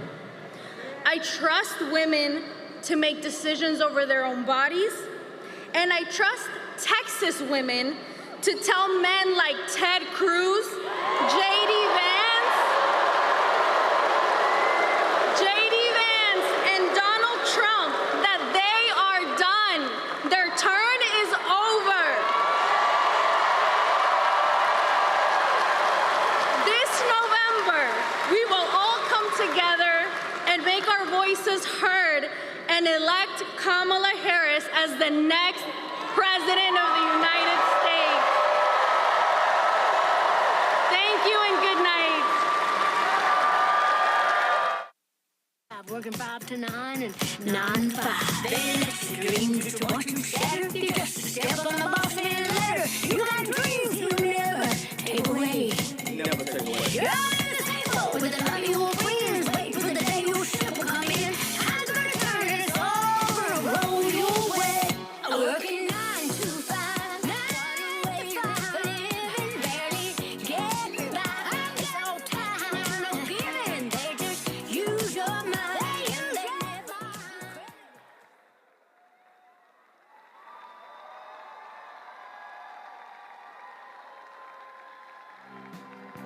Across the shifting sand and room for everyone, living in the promised land. So they came from the distant isle, nameless one, faithless child. Democrat, a legend in this state, a legend in this country, and he's 91 years old. Willie Nelson is 91 years old. And so he is coming to the stage right now and is going to perform. And so this crowd is ready to erupt for the great Willie Nelson. Texas voter Willie Nelson. No shoes to wear, no place to call our home, only this cross to bear. We, all the multitude, lend us a helping hand. Is there no love anymore? Living in the promised land.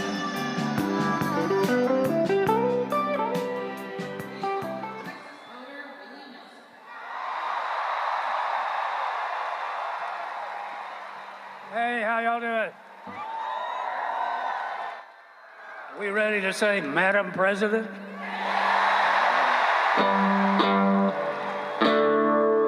Mama, don't let them babies grow up to be cowboys.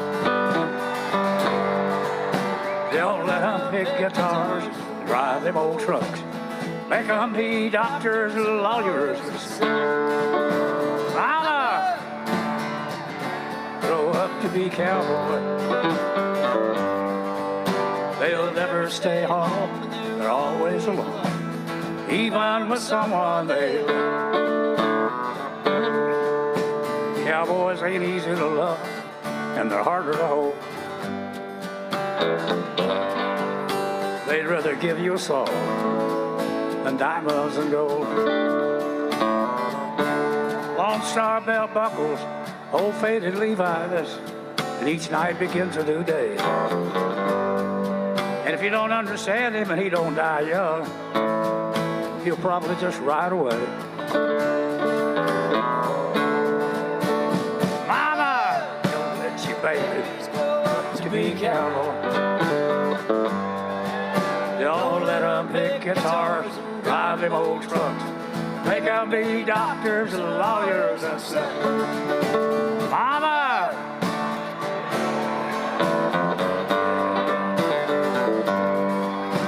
They'll never stay home. They're always alone. Even with someone they love. Cowboys like smoky old pool room and clear mountain mornings. Little warm puppies, the children and girls of the night. Them that don't know him won't like him, and them that do sometimes won't know how to take him. He ain't wrong, he's just different. His pride won't let him do things to make you think he's right.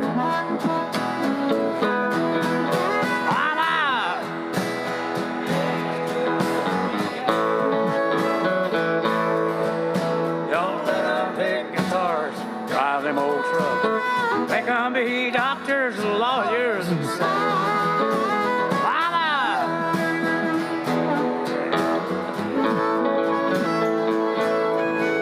They'll never stay home, and they're always alone, even with someone they love.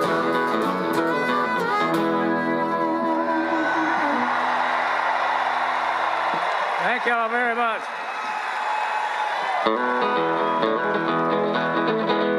On the road again. I can't wait to get on the road again. The life I love is making music with my friends. I can't wait to get on the road again. On the road again. Going places that I've never been. Seeing things that I may never see again. I can't wait to get on the road again. Everybody say, on the road again. Like a band of gypsies, we go down my way. We're the best of friends. It's the thing that the world keeps turning our way. Our way. I hear you. Just can't wait to get on the road again. The life I love is making music with my friends. I can't wait to get on the road again. Big finish. I can't wait to get on the road again.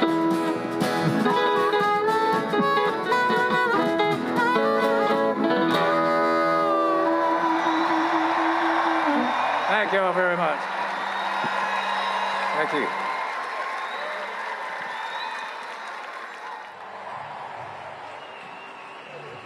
Folks, 91, guys, stay on them.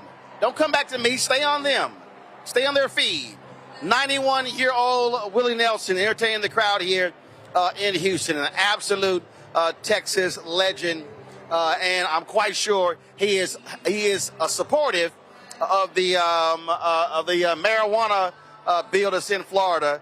Anybody knows Willie Nelson? He is one of America's greatest pot smokers.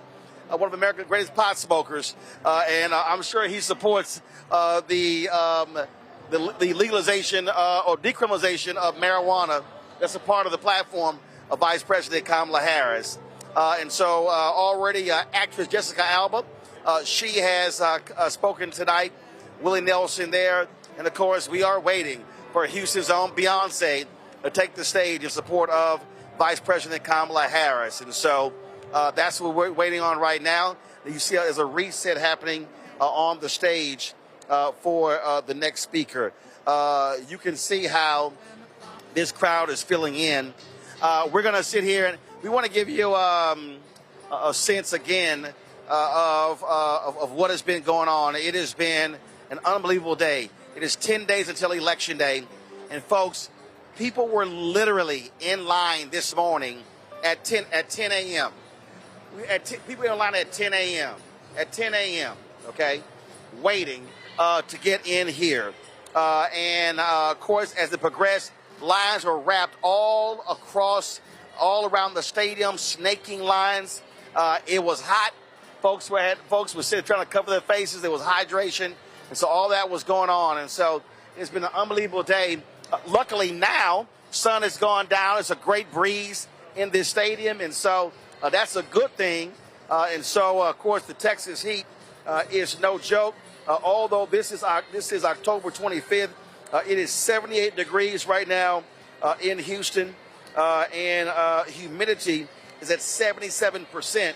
And so that's one of the reasons why it feels warm. But again, it feels great, and folks are here. Luckily, with this 17-mile-an-hour breeze, it feels a lot cooler. And so, again, it's just great to be here to see this crowd. There have been massive crowds in support of Vice President Kamala Harris all across this country. Glendale, Arizona, Las Vegas, Atlanta. She's been in Michigan, Wisconsin. Tremendous excitement. And the Trump folks love to tout their crowds. But I can tell you, they cannot match the consistency of the crowds that have been turning out for Vice President Kamala Harris and Tim Walz. They have been holding rallies all across the country and will continue to do so. And so we have, of course, here at the Black Star Network, we have been sitting here, of course, streaming many of these and showing you what's been going on. Last night in Atlanta was absolutely stunning with Sam Jackson, Spike Lee, Tyler Perry, and so many others speaking on behalf of Vice President Kamala Harris.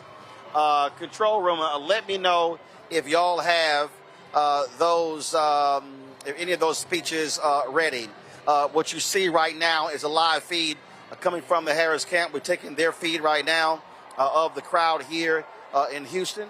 And so I think we're about to have our next speaker hit the stage. There's still a reset happening on the stage right now. So not sure who they are lining up for, but I can tell you it is a jam-packed down here on this main floor, on this where you see right there, what we see right now.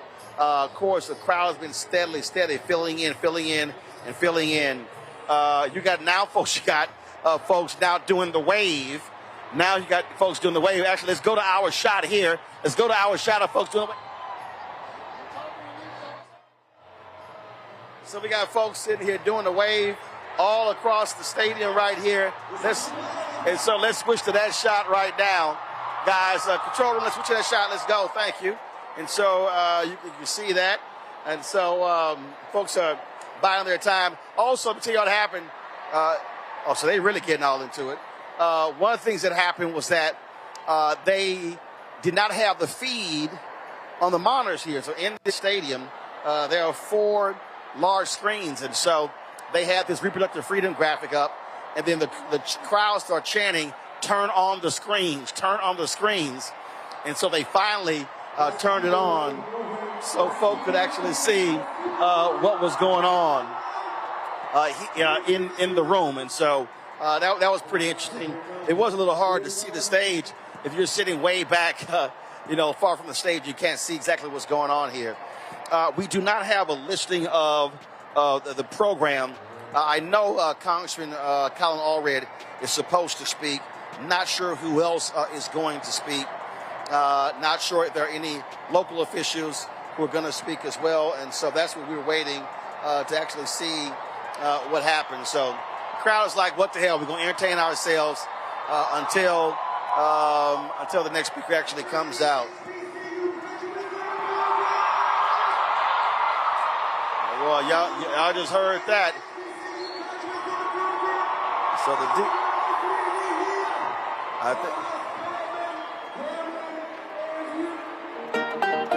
okay.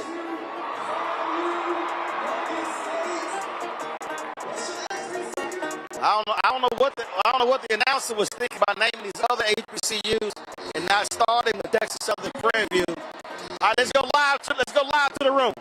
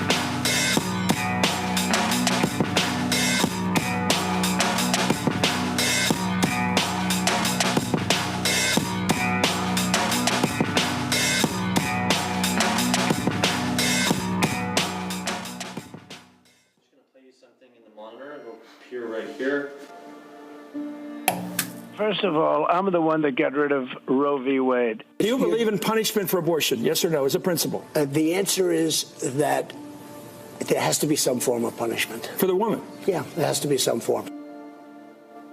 What do you think when you see that? Like, I honestly feel sick to my stomach right now. Well, of course I blame Trump for what happened to me. He's bragging about doing it. He's bragging about overturning Roe v. Wade, which nearly killed me. He doesn't care or know what's actually happening to normal people. And it's hard to ignore that he thinks I should be punished for receiving health care, yet he shouldn't be held responsible for his own actions. That's terrifying to think that he might be president again. I'm Kamala Harris, and I approve this message.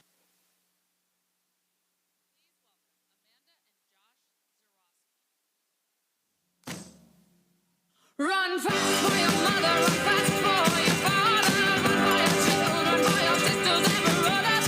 Leave all your love and your lonely behind. You can't carry it with you if you want to survive. The dog days are over, the dog days are done.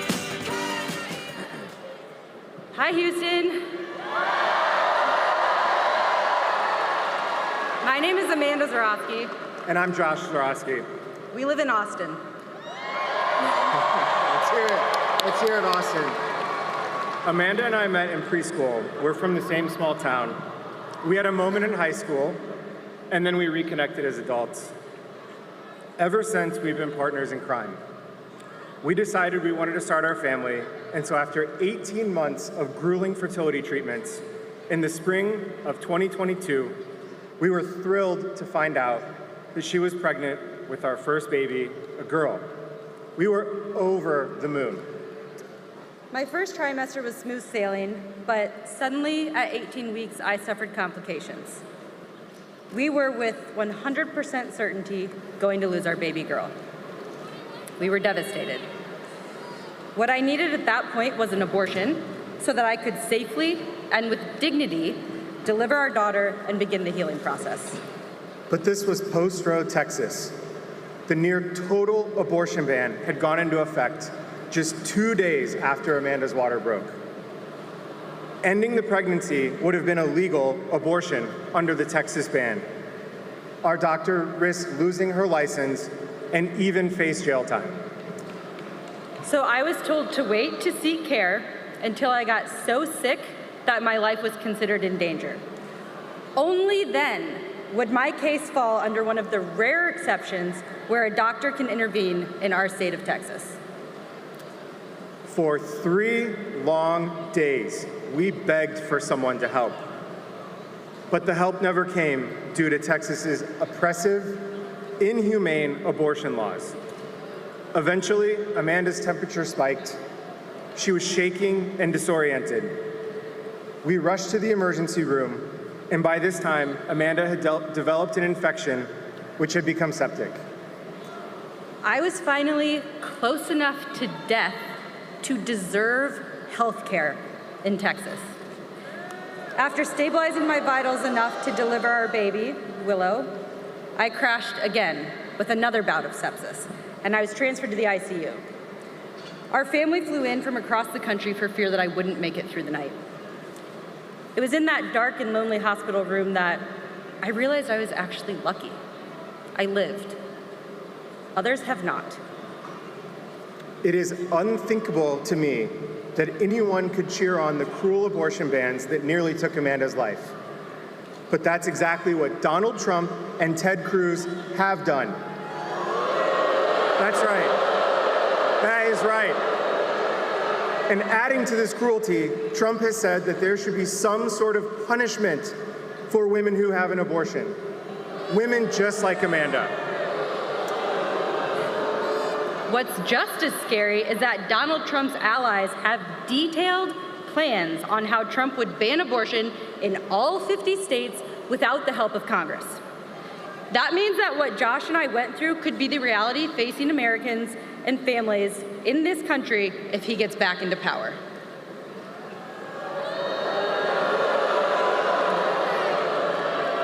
I want to tell every last voter, including each and every man out there, that this is our fight too. The decision about, that's right. And the decision about if and when to start a family should be ours to make, not Donald Trump's, not Ted Cruz's. That's why we need to elect Vice President Harris, Representative Colin Allred, and Democrats up and down the ballot to restore our reproductive freedom.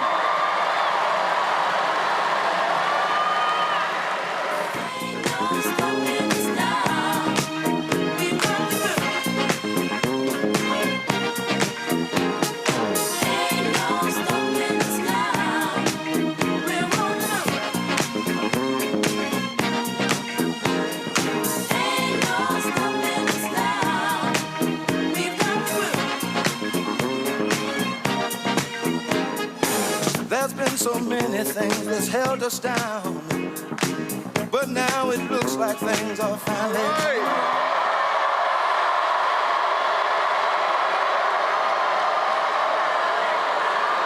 Hey, Houston, how you doing?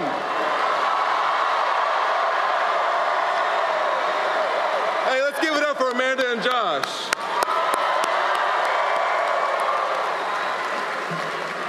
You know, it shouldn't be lost on us that they were just up here telling their own personal story of what they've gone through here in this state.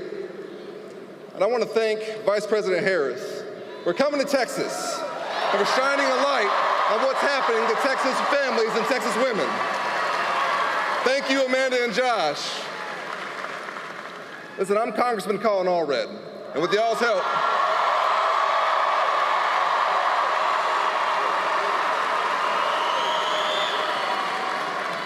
help, and God's grace, we're going to beat Ted Cruz.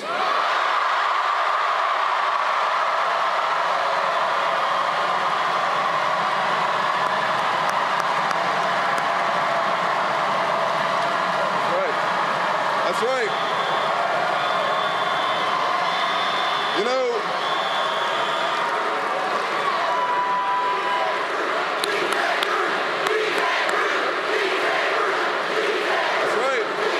that's right.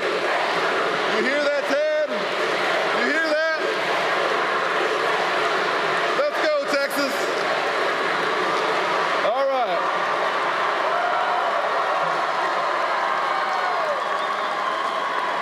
Now, y'all know, I believe in a very different Texas than Ted Cruz does. 'Cause I was raised by a single mother, who's a public school teacher, and we don't pay our teachers enough. We don't pay them enough. And so I relied on my community, on my teachers and my coaches, folks who went above and beyond for me. They poured themselves into me. It's because of them I became captain of the football team at Baylor, was a linebacker in the NFL, became a civil rights lawyer, and have served us in Congress for the last 6 years. And you know what? My time in Congress, I've been the exact opposite of Ted Cruz. Because I never forgot where I came from. Never forgot the folks who gave me a chance. I've been the most bipartisan Texan in Congress because that's how you get things done. That's what we elect people to do. Because I know there are heroes out here right now who dropped their kids off at school, who went to work maybe for 1 or 2 jobs like my mom used to do. And I know you're hoping that your elected officials are working as hard as you are. But Ted Cruz has been all about himself for too long. Too long. 12 years is long enough. And I don't know if y'all saw the debate the other night. Yeah. There's one thing I know for sure at that debate.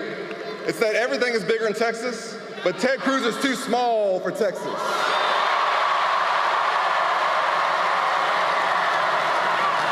He's too small. He's too small for Texas. You know what small people do? Is when you lose an election, you think, you know what, I'm gonna try and overturn that election. I know many of y'all probably know where you were on January 6th. I know where I was. I was on the House floor doing my job. I remember when they locked all the doors. We borrowed the doors the president walks through to deliver the State of the Union with furniture that we usually use to hold paper. I texted my wife, Allie, who was 7 months pregnant with our son, Cameron, "Whatever happens, I love you." Because when you're the only former NFL linebacker in the room, and there's a mob at the door, everybody's like, "What you gonna do, Colin?" And I went to public school in Texas. I'm not just gonna sit there.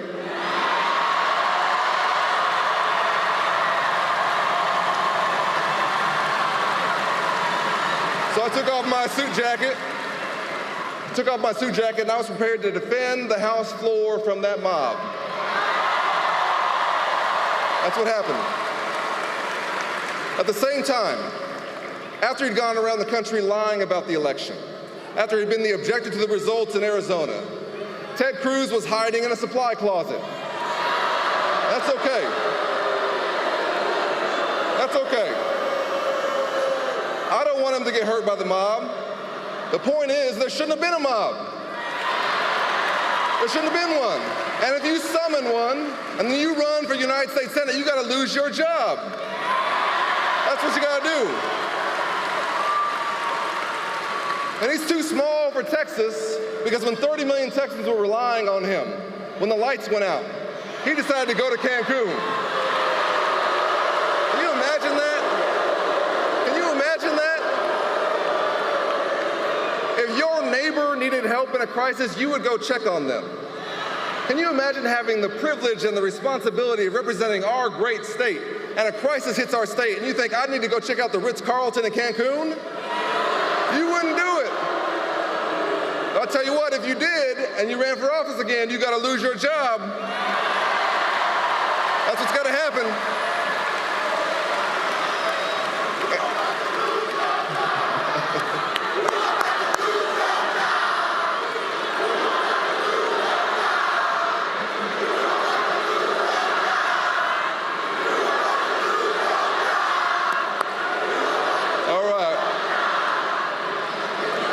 And you know what?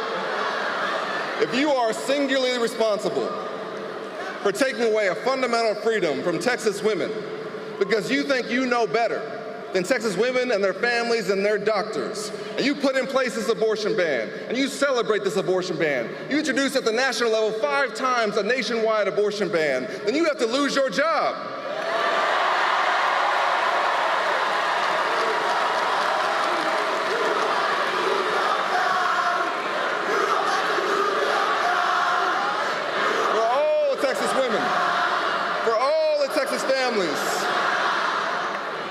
Texas families. You know, Allie and I have been blessed with 2 healthy babies in Dallas in the last 5 years. I can't imagine if at one of our appointments, the doctor would come in and says, a problem with the baby, or with my wife, but there's nothing I can do because Ted Cruz thinks he knows better. That's not who we are. There's one thing I know about us as Texans, and I'm a 4th generation Texan. It's that we believe in freedom, and this is not it. So here's what we're gonna do. Here's what we're gonna do, Texas. In 10 days, we're gonna beat Ted Cruz. In 10 days. And when we do, we're gonna make Roe v. Wade the law of the land again. No more of this. That's right.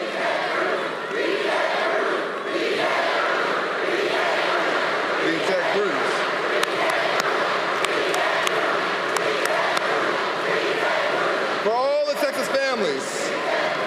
For all the families who are looking for a senator who's looking out for them, I will never abandon you when you need me most. I will protect your fundamental rights. I will bring us together around our shared values. I'll remind us that we have more in common than what divides us. We might have come here on different ships, but we're in the same boat now. We're all Texans. We're all Americans. We have to have a leader who understands that. And so here's what we gotta do, Texas. We got 10 days to knock on doors, make phone calls. We gotta make sure Kamala Harris is the next president of the United States. We gotta make sure we send Ted Cruz packing. And when we do, It won't be a win for me or for a party. It'll be a win for our state. Are y'all ready? You fired up? You ready to go? All right, let's do it, Texas. God bless you. And may God bless the great state of Texas. That is Texas Congressman Colin Allred out of Dallas, who is running against Ted Cruz for the United States Senate in a very hotly contested race.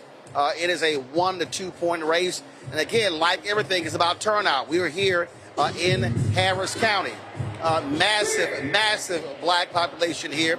Texas has the largest number of eligible black voters in any state in the country. So Allred is going to need that black turnout to be huge. And so, again, you heard me talking earlier, Michael Imhotep, about this very issue, how if black people vote our numbers, we win.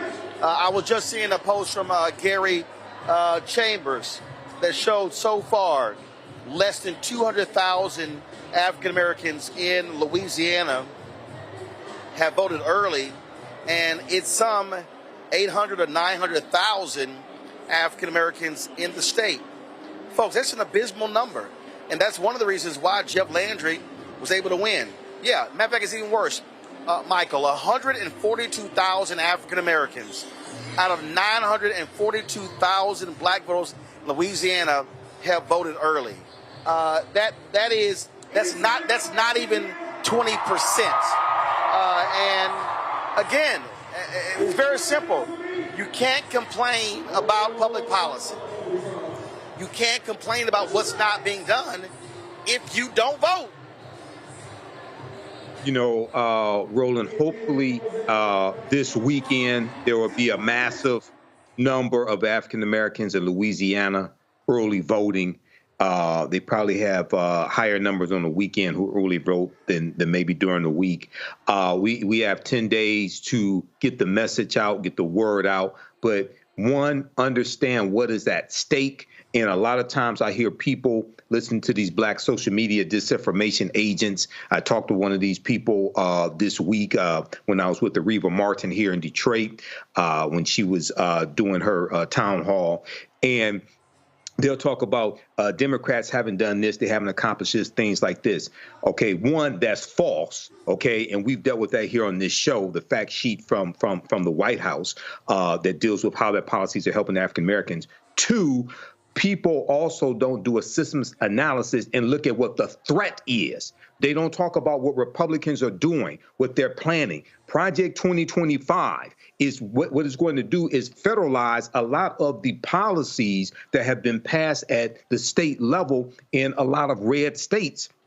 And it's going to target African Americans and Latinos, target the civil rights divisions, and, like, for instance, the Justice Department, target DEI, the book bans, things of this nature. And one of the things they want to do is close the Department of Justice. Close the Department of Education, created in 1979 by President Jimmy Carter. So there has to be continue the communication, the messaging of how these policies from the Biden-Harris administration will help you, how her initiatives for African-American men to create economic agenda for African-American men and opportunity will help you, providing 1 million loans that are fully forgivable to black entrepreneurs and others to start businesses, loans of $20,000, championing education, training, and mentorship programs that help black men. They have an initiative for a national health equity initiative focused on black men. This is huge because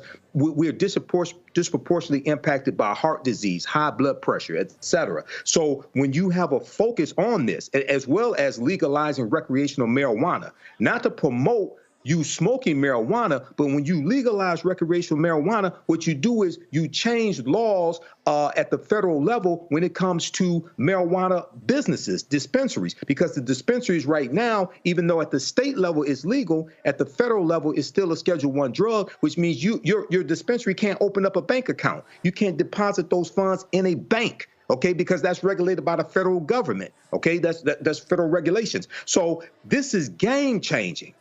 So hopefully those, and Gary Chambers is doing excellent work. I saw the debate he did with Representative Byron Donalds out of Florida. He smoked Byron Donalds, okay? Everybody needs to check that out. He smoked Byron Donalds. So hopefully they'll get this message and come out in big numbers for early voting. The November 5th is the last day to vote. You can vote early in many states. Well, again, and the reality is, Gary points out, in fact, control room, do me a favor. Y'all reach out to Gary Chambers, see if y'all can get him on Skype or FaceTime. And Louisiana purposely got rid of Sunday early voting because they did not like soul to the polls. And so that's the other thing people got to understand. What the Republicans are doing when it comes to stopping folks from being able to vote. And so what I keep saying to Gen Z and millennials, use your power. Use your power. Actually go to the polls.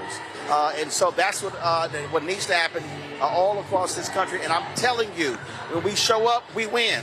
When we show up, we win. And so that's what actually needs to happen. And so what we're doing is right now we're waiting for the next speaker. We're waiting for the next speaker to actually come out. Waiting for the next speaker to come out. So as you can see, of course, the crowd is fired up. They're out here dancing and grooving. And so Congressman Colin Allred just finished. And so we're waiting for the next round of speakers. It's been Congressman Colin Allred. It's been Willie Nelson. It's been Jessica Alba. It's been one couple impacted by the Dobbs decision. It's been, of course, another couple as well. And so you are seeing a massive number of people here. They have stopped letting people in. It was around 7 p.m. when Secret Service shut it down. Doors did not open until 4 o'clock, and then folks then begin to come in. And so you see what's happening now. And so it is a big-time party here. They have been jamming, they've been dancing, they've been strolling. We see right there the shot there. Congressman Al Green is down front in that crowd as well. I wish we could be down there and do a quick interview with him, but we're actually here on the 4th level overlooking this where we all set up here. And so it is just, again, absolutely fantastic what's going on here. And so it looks like they're prepping the podium for another speaker. And so waiting to see exactly who that is going to be. And so I can tell you right now, when Beyonce comes out here, this audience is going to absolutely lose their minds. And so you have seen a lot of the entertainers coming out. Bruce Springsteen yesterday was in Atlanta with the Vice President. Today, James Taylor was with Tim Walz at one of the rallies as well. And so I just saw an email. A couple of Tejano singers are going to be with the Vice President when she goes to Phoenix, performing as well. And so you are seeing it's 10 days left until Election Day, and you're seeing the energy that is happening all across this country. As Michael said, early voting is taking place in many places right now.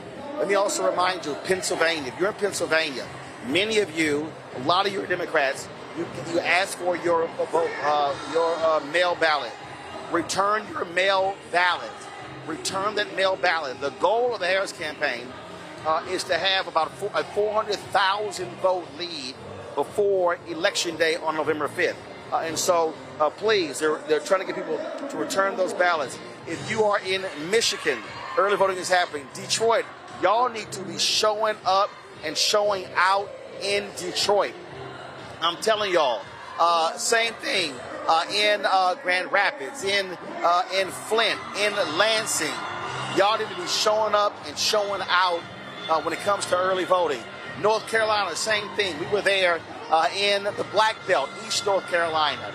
We need our folks showing up and showing out and casting their ballots for Kamala Harris and Tim Walz. I'm telling you, so much is at stake.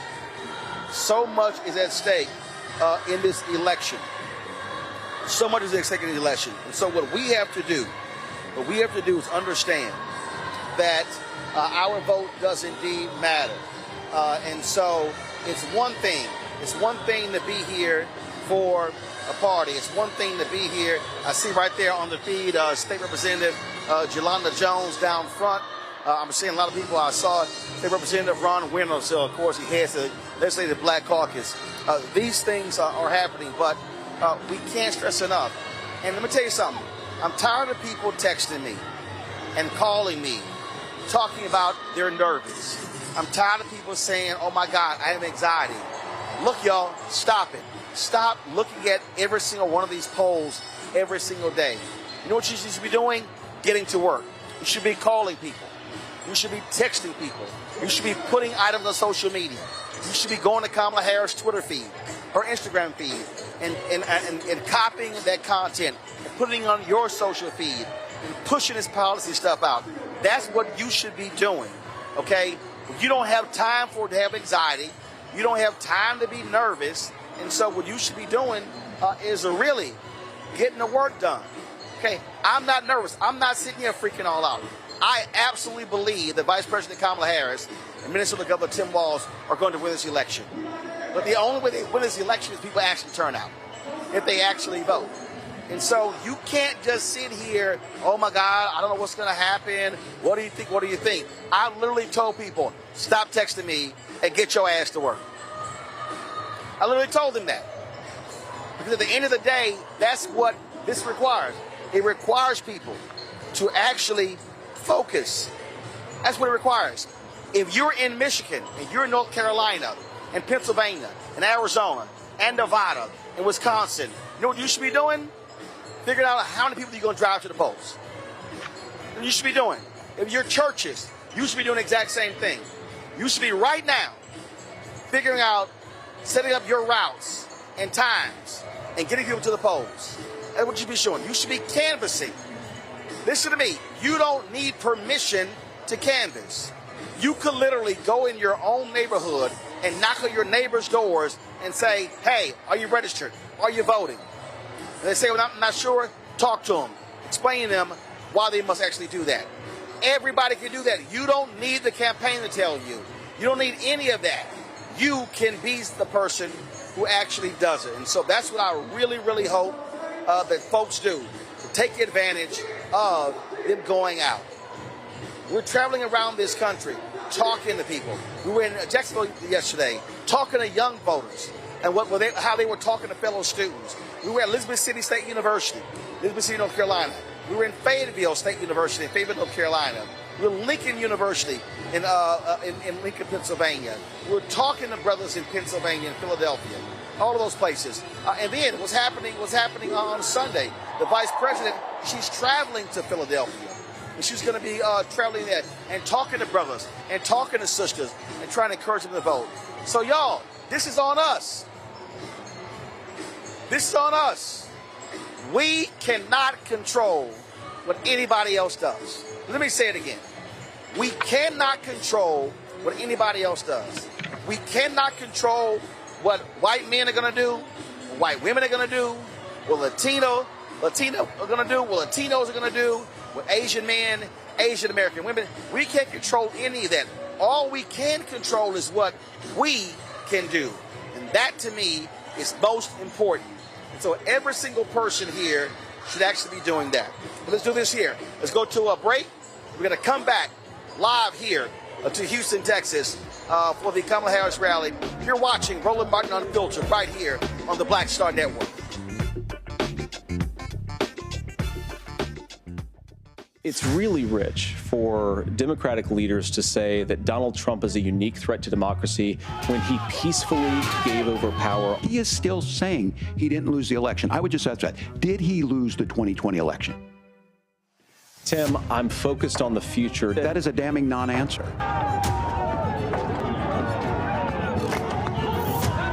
America, I think you've got a really clear choice of who's going to honor that democracy and who's going to honor Donald Trump. Winners never back down from a challenge. Champions know it's anytime, any place. But losers, they whine and waffle and take their ball home. Trump now refusing to debate a second time. He did terribly in the last debate. He's so easily triggered by Kamala Harris. Well, Donald, I do hope you'll reconsider to meet me on the debate stage. If you've got something to say it to my face. I'm Kamala Harris, and I approve this message.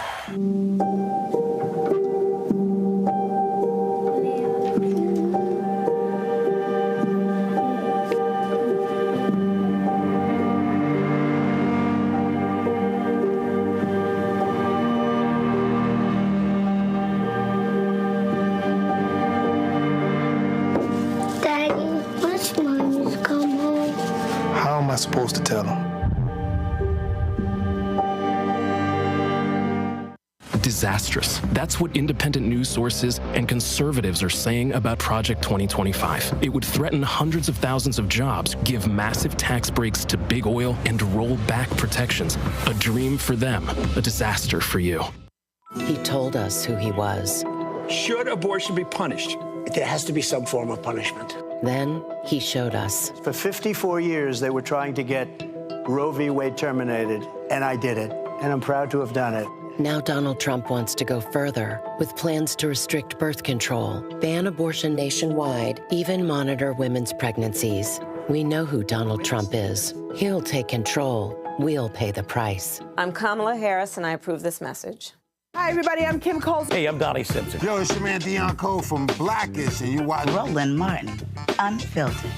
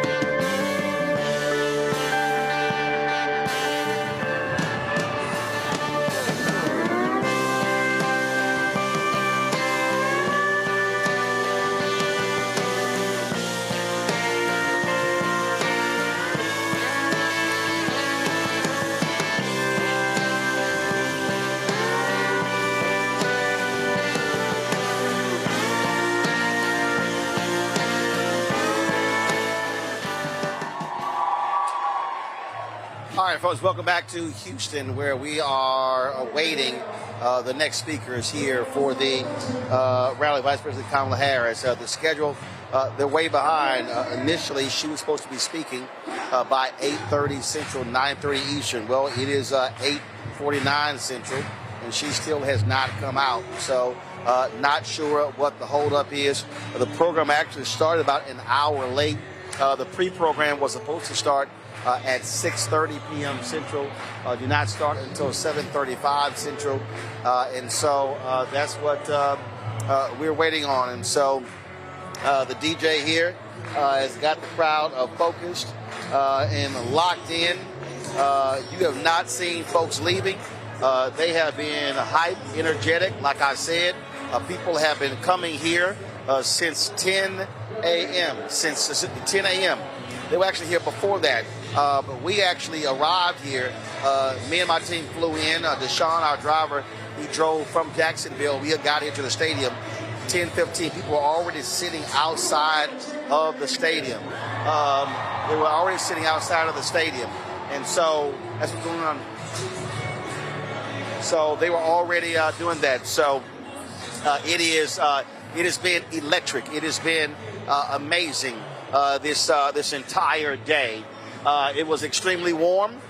It was in the high 80s. But right now, folks, it's about 77 degrees. The breeze is blowing. And so this place is just waiting to erupt. What you have going on right now, you have two trains of thoughts happening from the Harris campaign. There are two closing arguments they want to make in the final 10 days. First, they want to make the argument that democracy is at stake. And Donald Trump is a threat to the future of America. It is fascist tendencies, does not bode well for the United States. The second thing is making the argument for the battle for reproductive rights. This has been that Roe v. Wade, that decision was huge when it came to the 2022 midterm elections. And so what you're now seeing is how voters are turning out. You're seeing what is going on. You're seeing that people were predicting a red wave in 2022. The reality is that did not happen. And so what the vice president is trying to do is turn out massive numbers of women. Donald Trump got 53% of the white female vote in 2000, 52% in 2016, and 53% in 2020. The goal is to cut into those numbers. And so that's exactly what the aim is. And so that's why you're seeing so much focus. Let me also be clear, and I'm going to bring Michael Imhotep in here. Black men, the number one issue even with black men, it's not just been the economy, it's also been protecting reproductive rights. When they had the ballot initiative, in Ohio, black men voted at a higher rate for the ballot initiative in Ohio than black women. And so folks, Michael, should not be confused as to where black men stand on the importance of reproductive rights. Yeah, I agree with that, Roland. When we talk about women's reproductive rights, it doesn't just affect women. It affects families. It affects the husband, fiance, boyfriend, the father, the uncle, grandfather. It affects the entire family. And we have to look at it like this. NBC News, they just released in the past few days, they released their poll looking at the top issues, okay, that likely voters are saying are their top issues. And 22% said abortion was the top issue. And then you had 16% that said cost of living. Right. But also what people have to understand is abortion, what I call women's reproductive rights and cost of living are connected. But that's also connected to health care and expanding the Affordable Health Care Act. Now, you have 45 million people who have health care through the Affordable Health Care Act. And Donald Trump wants to get rid of the Affordable Health Care Act. And that's one of the things that Project 2025 wants to do. And they have no viable plan to replace it with. You're going to kick 45 million people off of health care. You're dealing with people who are 26 years old being able to stay on their parents' health care till 26. Also, you're dealing with not being excluded because of pre-existing conditions. All of that is because of the Affordable Health Care Act. So we're talking about policies that actually deal with life and death. Okay, that's how real this is. And you have Republicans who want to repeal the Affordable Health Care Act. And one of the biggest lies that J.D. Vance told and kept a straight face at the debate with Tim Walz is that somehow Donald Trump was the savior for the Affordable Health Care Act when he was president, when Republicans tried 60 times to repeal the Affordable Health Care Act, and it was the late Senator John McCain who saved it, and Donald Trump continues to ridicule him to this day for saving the Affordable Health Care Act. Okay, so we have to understand the connection between policy and consequences and conditions. This is the most consequential election since 1876, which brought about the end to Reconstruction, which led into the Jim Crow era. So this is why understanding policy is so important. All right, folks, we're going to do this here. So at the Democratic National Convention, Reggie Hutton, a longtime friend of Vice President Kamala Harris, produced this 7-minute film on her. And so we're going to go ahead and run that. We're waiting for the next speaker. So if the speaker comes out, we'll cut it short. But let's show you, in case you missed it, the short film on the life of Vice President Kamala Harris, directed by Reggie Hutton.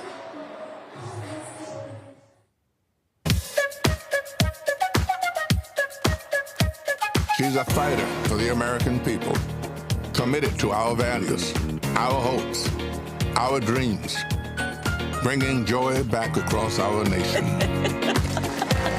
It's about damn time. Turn up the music. Turn down the lights. Where did this strength and passion come from in this daughter of middle-class Oakland?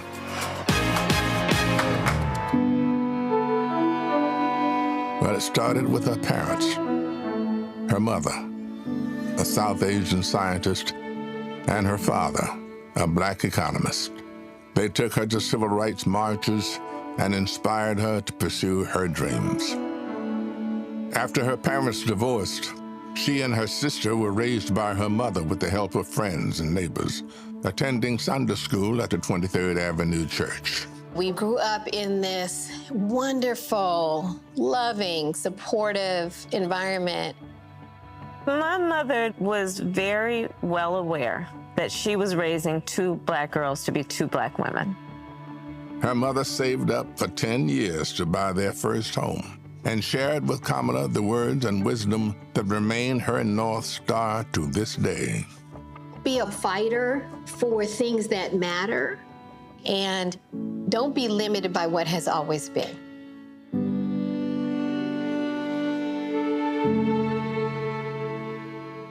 And then came a moment that changed Kamala Harris's destiny, the spark that lit the fire within. When I was in high school, I had a best friend who I learned was being molested by her father. This particular day, she was like, hey, you really, really are not yourself. There's something going on. I said to her as soon as she told me, well, you have to come stay with us. As you get older, you really, really reflect on how pivotal that intervention was at that crucial point of my life. A big part of the reason I wanted to be a prosecutor was to protect people like her. And on her first day in court, she rose from her chair at the prosecutor's desk and said, Kamala Harris for the people. As a prosecutor, she put violent criminals and sexual predators in prison, leading to the highest conviction rate for serious and violent crime in 15 years, and created Back on Track, a program for first-time low-level drug offenders that became a national model. So that, yeah, you did commit a crime, accept it, own up to it, and then let's talk about what we can do to change the circumstances going forward. Lowering recidivism rates for nonviolent offenders from 54% to 10%, giving people the training they needed to find a job after their sentence. I remember being so struck by having a district attorney who cared both about justice, about safety and accountability, but figuring out how to stop that crime from happening again. As California's Attorney General, she targeted transnational gangs and drug cartels, seized 10,000 kilos of cocaine and 12,000 pounds of methamphetamine, went after drug traffickers, and took 12,000 illegal guns off the streets. The new foreclosure crisis threatens to freeze up. She took on the nation's 5 largest mortgage banks that were stealing from homeowners. Prosecutors claim they've duped desperate homeowners into paying thousands of dollars to get them out of foreclosure. She played hardball and delivered a landmark $20 billion settlement. This represents one of the largest dollar amounts to come to California. And in 2016, the people of California sent her to represent them in Washington, D.C. In the Senate, she earned a reputation for taking on the tough fights on the Judiciary and Intelligence Committees. Kamala hit the ground running. She came in with confidence. She was always respectful, but she would not let a witness off easily. I wouldn't. Yes or no? And if an argument didn't hold water, she could spot that flaw and get at it. I do want you to be honest. I'm not able to be rushed this fast. It makes me nervous. And when Joe Biden went looking for his vice president, I wanted someone who was strong and who was ready to be president on day one.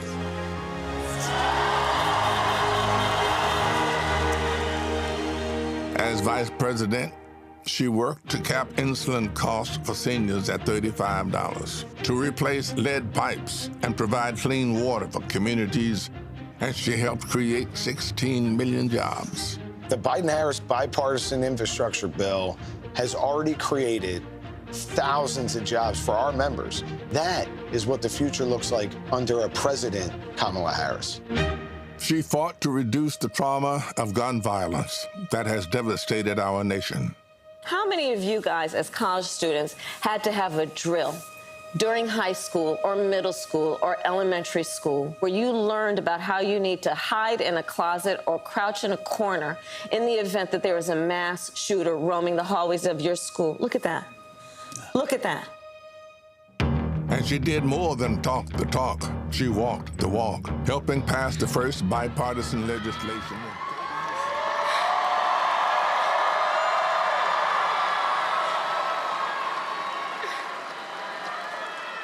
Thank you. Before I can even start, on behalf of myself, my husband, and my family, I have to thank you all for the embracing support that you have given me.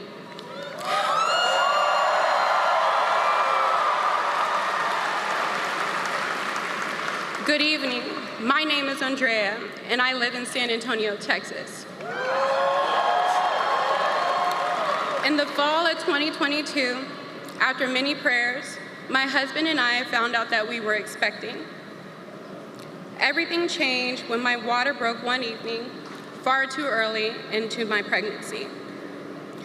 After going to the ER and my OBGYN and learning that my pregnancy was not viable, I was given no options, despite being at high risk for infection. Because of Texas extreme laws, I was told I had to wait, which I did in the hospital for days. My baby girl, Emery Jade, was born 5 days after my water broke. She lived only for a few minutes, but I hold my baby close to my heart as my husband, mother, and I sing her to sleep.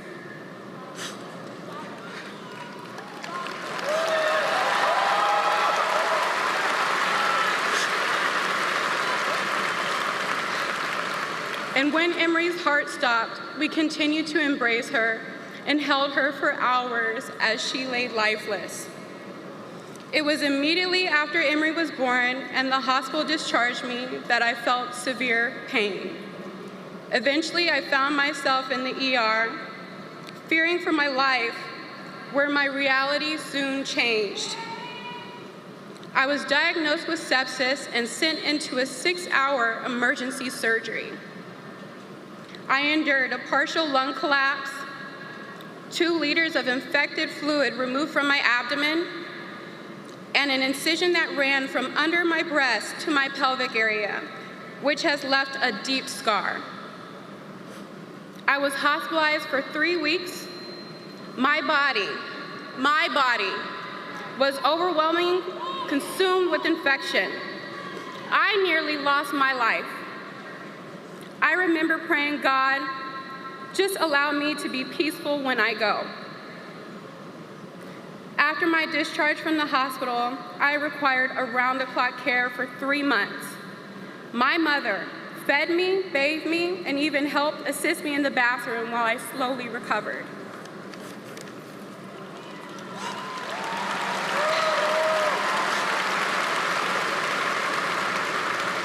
Today is the first time I'm sharing my story.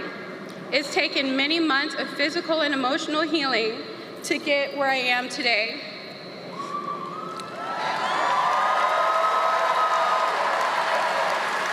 I have come forward so people can learn from my experience and the experiences of other women who have been impacted by these laws. Texas abortion bans unleashed by Donald Trump almost cost me my life and have left me with physical and emotional scars. I'm here to advocate for the women who are unable to share their truths, for the many Black and brown women whose pain is often dismissed and disregarded, for the women like Amber Thurman who have lost their lives under Donald Trump's abortion bans. I never thought I would have this type of personal experience. If it can happen to me, it can happen to anyone.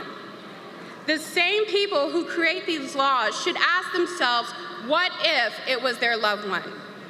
For all the mothers, daughters, granddaughters, there has to be change.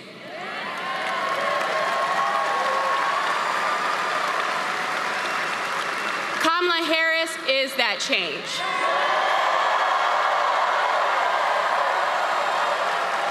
She is fighting to restore the rights of women that were so wrongly taken away. This election, I proudly cast my vote for Kamala Harris because lives depend on it, and I urge you all to do the same. Now, I'm incredibly honored to introduce to the stage Arthur, philanthropist, proud mother, activist, and H-Town's very own Miss Tina Knowles. You can see what's going on. Yeah, what's going on? Tell me what's going on. I'll tell you what's going on. Right on. Right on. My God. My heart is so full, guys. This is what you call Houston proud. 30,000 people? Oh my God. Houston, you showed up, you showed out, and that's what I'm talking about.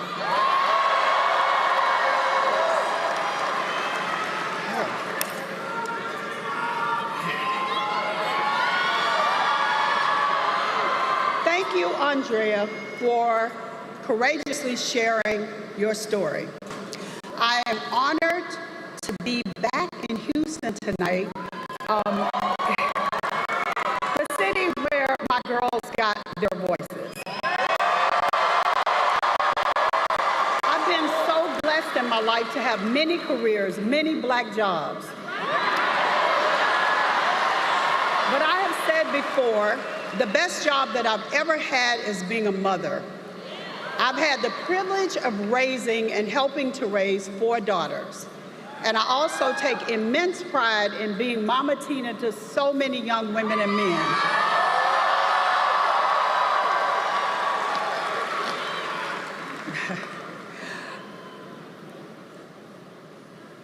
It has been empowering for me.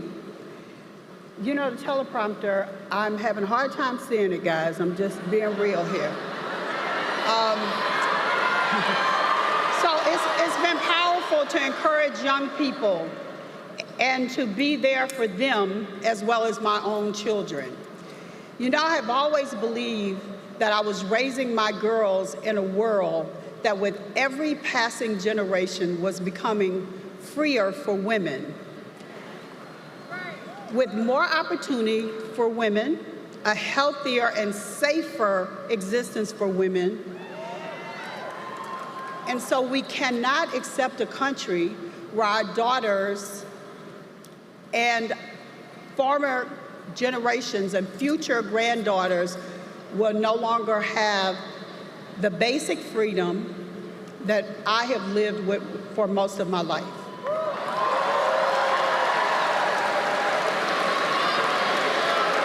But just as our generation and generations before us did, we will fight for our freedom. Yes. And as I look behind, I also know in order to move forward, we must move with purpose. So I say a prayer that is infused with the strength, faith, and courage of those who came before us. We cannot go backwards, guys. Too many people have died for us to have our freedom. I know in my soul that all those past moments have led us to a time like this. We've got to show up and do our part. And that is why I am here. I am so honored to be here in support of Kamala Harris.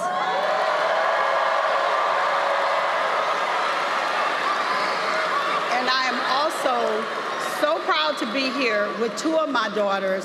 Please welcome Kelly and Beyonce.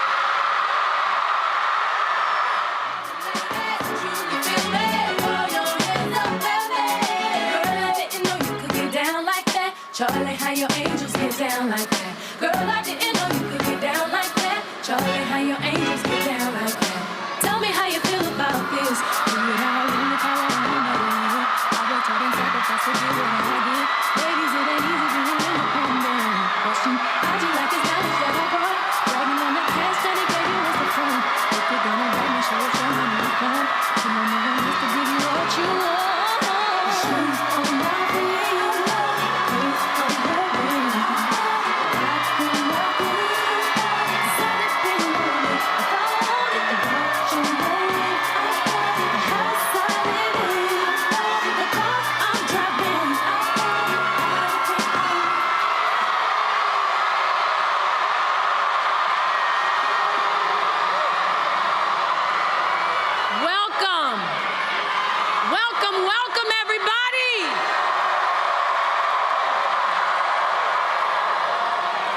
To my Houston family. I am so proud to be here back in Houston with my mama T and my sister. Welcome to this day, this remarkable, this joyous day. A date, a day, a time, a moment with weight and meaning for our country, for our people, and for the world. A moment, Houston, where we grab back the pen from those who are trying to write an American story of division and hatred. A moment when we grab back the pen from those who are trying to write an American story of misogyny and racism. We are grabbing back the pen from those who are trying to write an American story that would deny the right for women to make our own decisions about our bodies.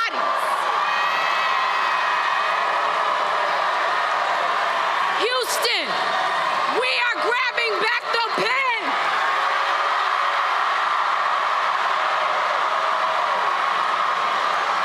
We are grabbing back the pen, that pen, to forge a new path with Kamala Harris and Tim Walz. We are grabbing back the pen to write a new American story, a story of community, of equality, strength, of kindness, and of hope. When I was a little girl and I pledged allegiance to the United States of America, that meant something to me. that flag meant something to me. And today, that means grabbing that pen and casting my vote, as I already did 2 days ago, for Kamala Harris and Tim Walz.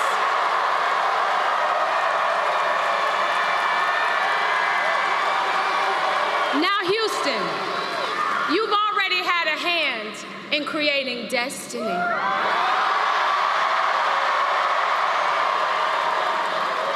So do what you do and do this thing again.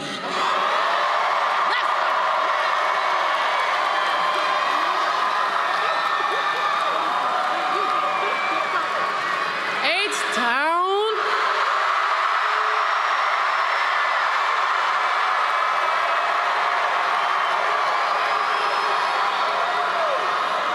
We are so happy to be standing here on this stage as proud country Texas women supporting and celebrating the one and only Vice President Kamala Harris.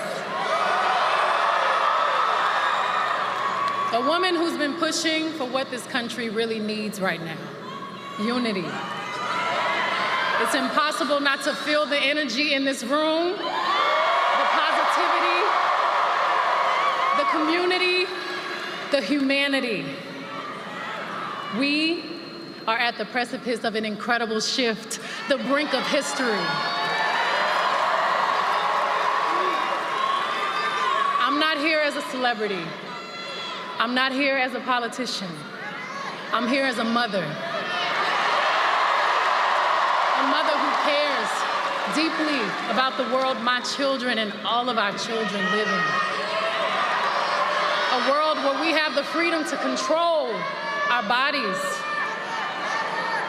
A world where we're not divided.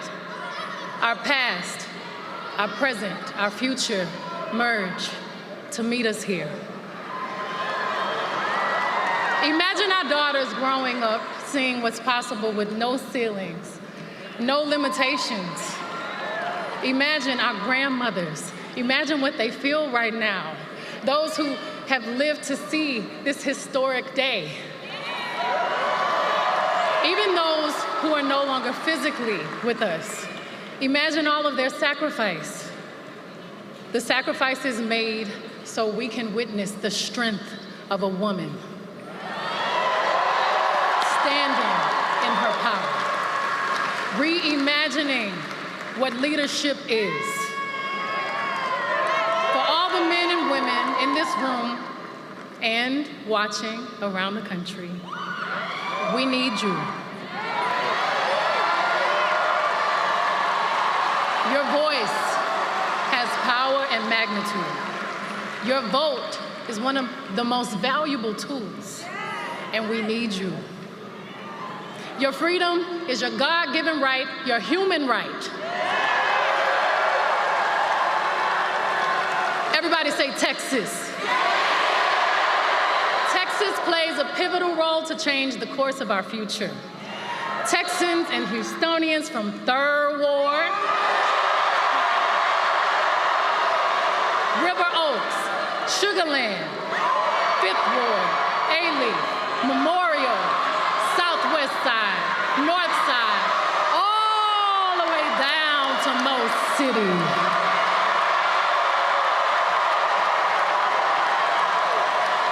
We all have a role to play to make this a reality. We're all part of something much bigger. We must vote. And we need you. It's time to sing a new song.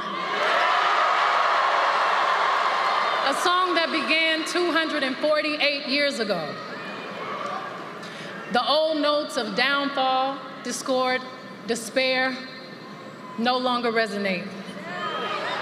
Our generations of loved ones before us are whispering a prophecy, a quest, a calling, an anthem. Our moment right now, it's time for America to sing a new song. Our voices sing a chorus of unity. They sing a song of dignity and opportunity. Are y'all ready to add your voice to the new American song? Because I am. So let's do this, ladies and gentlemen. Please give a big, loud Texas welcome to the next President of the United States, Vice President Kamala Harris. Freedom, I can't move. Freedom, cut me loose. Yeah. Freedom, freedom, where are you? 'Cause I need freedom too. I break chains all by myself. Won't let my freedom rot in hell. Hey, I'ma keep on running 'cause the winner don't quit on themselves.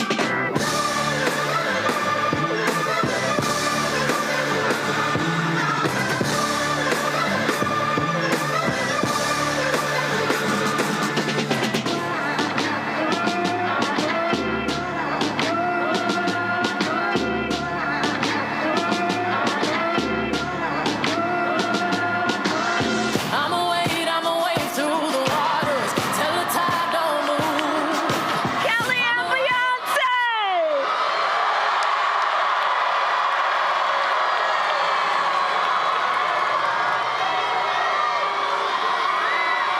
Hey, Texas!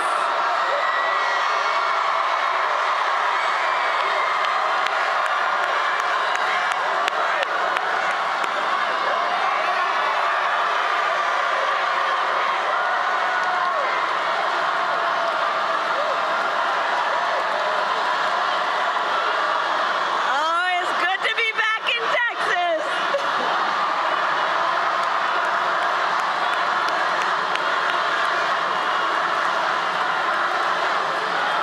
Thank you all. Thank you, thank you, thank you, thank you, everybody. Thank you for being here this evening. Can we hear it from Miss Tina Knowles? For Miss Kelly? And Beyonce? What a warm Texas welcome. I thank you all so very much. And I thank you. And I thank my friends for reminding us of exactly what we are fighting for in this campaign. We are fighting for freedom. Freedom. Freedom. And to Andrea and everyone here tonight whose lives have been impacted by these Trump abortion bans in this moment, I thank you for sharing your stories and for your courage. It is an honor to be here with so many leaders and all of you who have taken the time out of your busy lives to be here this evening so we can, as a community of people, as people who love our country, be clear, sound strong, and stand in favor of the freedom of every woman to make decisions about her own body.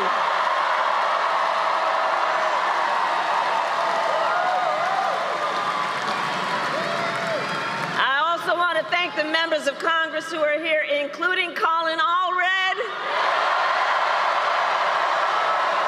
I'm counting on you to send him to the United States Senate so we can get right to work. And to all the elected officials and community leaders, I thank you all. I thank you.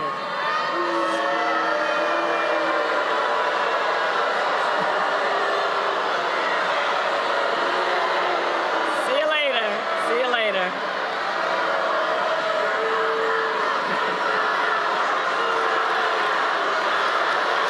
It's okay.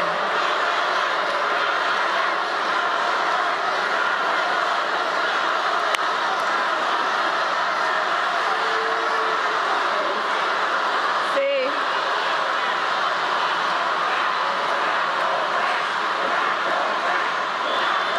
We're not going back. And we have a lot of work to do. And we have a lot of work to do, and we will not get distracted. We will not get distracted. So listen, Texas, we have 11 days left in one of the most consequential elections of our lifetime.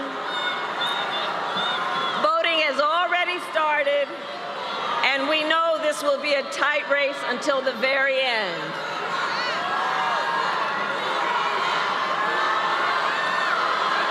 Okay.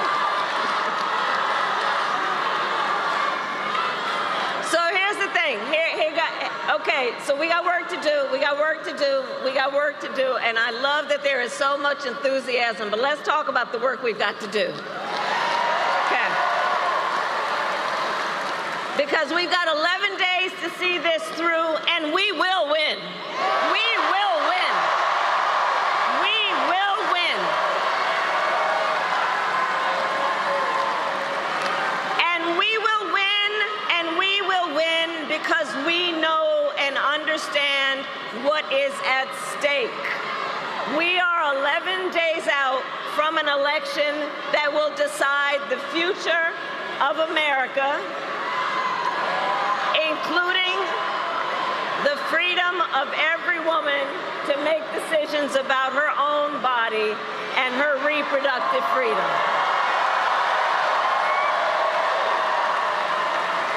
And everyone here tonight is here because we are about fighting for our future and not letting some people take us back. Because we are not going back. We are not going back.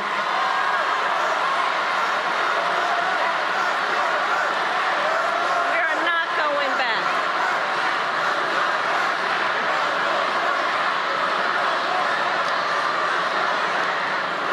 And in America, we know freedom is not to be given. It is not to be bestowed. It is ours by right, and we are prepared to fight for it.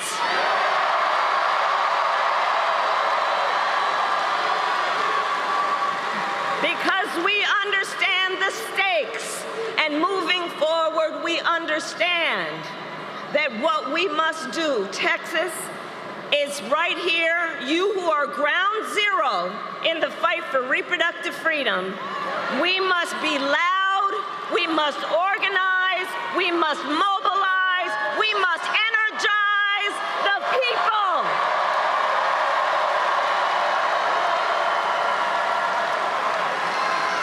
Because you all know, Texas is home to one of the most restrictive abortion bans in our country. In Texas, abortion is banned from the moment of conception. You know what?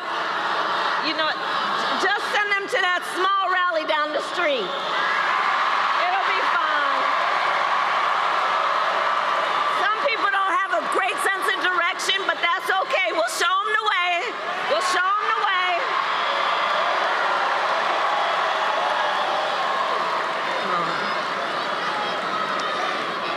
Because we know what's at stake, and we will not be silenced. We know what's happening here in Texas. Doctors and nurses could go to prison for life simply for providing reproductive care. Think about that. Life in prison for healthcare providers for doing what they think is in their patients' best interest. You know what? The beauty of our campaign is we're fighting for democracy.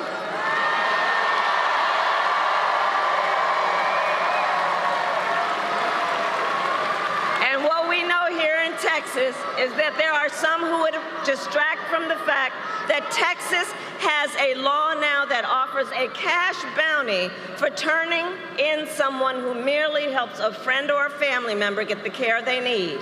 In Texas, the law provides for prison for life for healthcare providers for doing what they believe is in the best interest of their patient. In some counties in Texas, they have passed travel bans to prevent women from going to other states to receive care. These are the stakes. And we know how we got here. When Donald Trump was president, he hand-selected 3 members of the United States Supreme Court with the intention that they would undo the protections of Roe v. Wade. And as he intended, they did. And now more than 20 states have a Trump abortion ban. Now 1 in 3 American women lives in a state with a Trump abortion ban, including Texas and every state in the South except for Virginia. And many of these bans are causing care to be denied until a woman is at death's door. Many have no exceptions even for rape and incest, which is immoral. And let us agree, one does not have to abandon their faith or deeply held beliefs to agree the government should not be telling her what to do with her body. Not the government. If she chooses, she will talk with her priest, her pastor, her rabbi, her imam, but not the government and some people up in the state legislature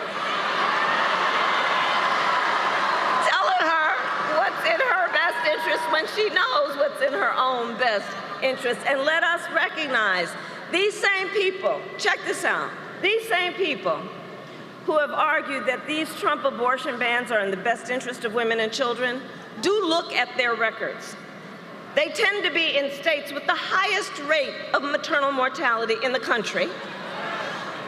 For decades, these extremist leaders who have neglected prenatal care, maternity care, and postpartum care, and who now, after continuously failing to support women and children, claim to care about women and children. Well, I have a question for them. Where you been? Where you been? Where you been when it comes to prioritizing care for women and children? Where have you been when it comes to helping pregnant women and new mothers? Where have you been when it comes to affordable child care?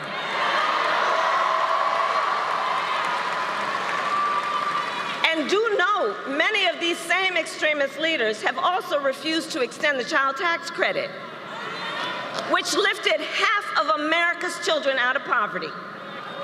They, who have blocked proposals to lower child care costs for working parents, they who have tried to cut WIC and SNAP for low-income mothers and their children.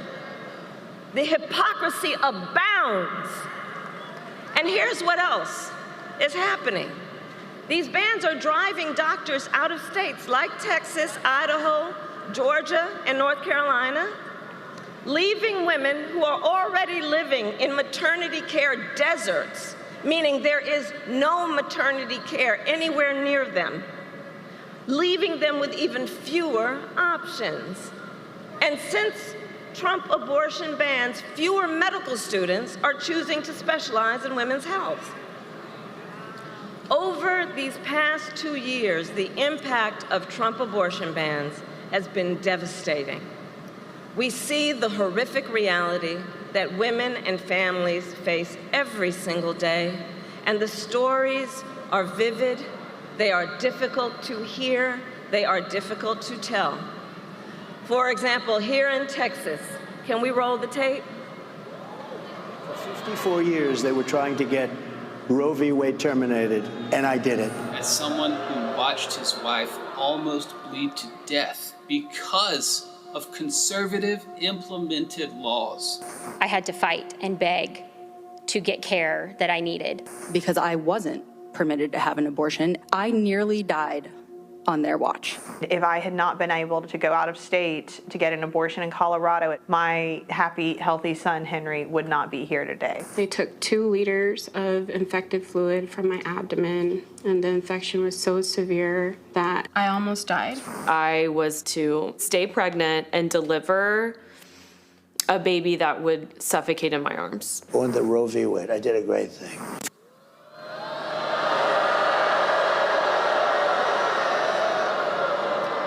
From his own mouth, a great thing.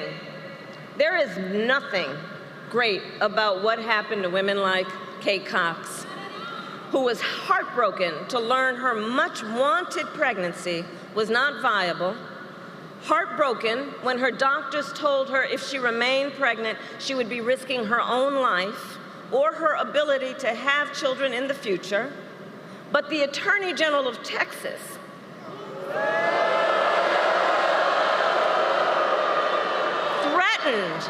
threatened if Kate's doctors helped terminate her pregnancy, they would be criminally prosecuted.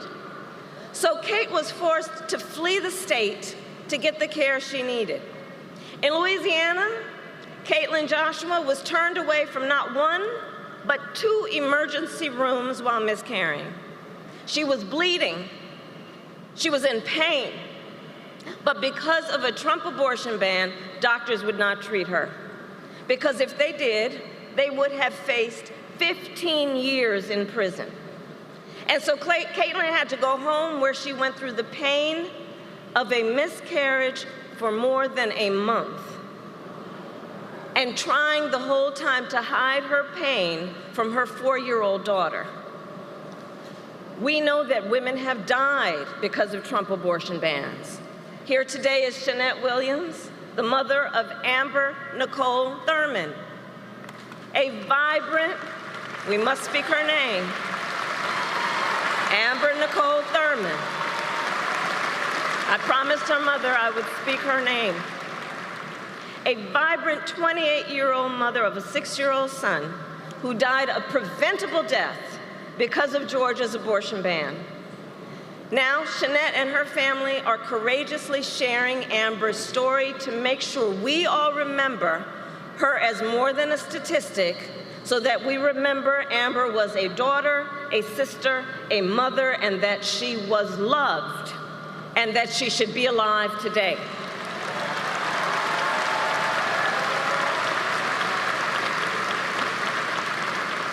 And listen, we're all here because we know the reality is, for every story we hear about the suffering because of a Trump abortion ban, there are so many stories we've never heard, an untold number of women and the people who love them who are silently suffering, women who are being made to feel as though they did something wrong, as though they are criminals, as though they are alone. And to those women I say, and I think I speak on behalf of all of us, we see you and we are here with you.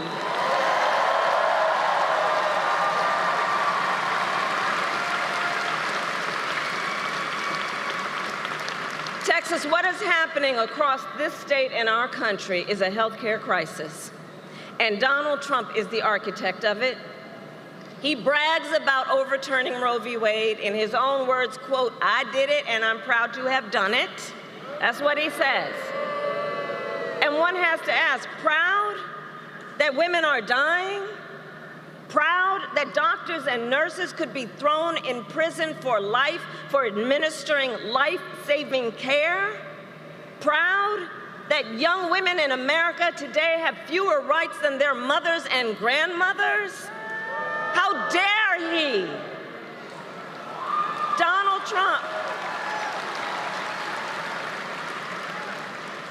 Trump even said everyone wanted Roe v. Wade to be overturned. Well, a woman in Ohio was arrested and charged after having a miscarriage. So was a woman in South Carolina. They didn't want this. Hadley Duvall, who became pregnant after being raped by her stepfather when she was 12 years old. She didn't want this. Ryan Hamilton, who is here tonight, his wife was denied treatment at the hospital for a miscarriage. They got home, he found her bleeding and unconscious. He dressed her, put her in a car, packed up their 9-month-old child, and drove to a different emergency room where doctors told them she could have died. Ryan didn't want this. Let's be clear. And the men across America, this needs to be said, men across America do not want to see their daughters and wives and sisters and mothers put at risk because their rights have been taken. I see the men here, and I thank you. The men of America don't want this. And now the Attorney General of Texas is suing the United States government Texas prosecutors can check this out, so that Texas prosecutors can get their hands on private medical records of women who leave the state to get care. Now, I'd ask everybody here, please do see the irony, okay? Listen to this. On the one hand, Donald Trump won't let anyone see his medical records. I gave up mine. And on the other hand, they want to get their hands on your medical records. Simply put, they are out of their mind.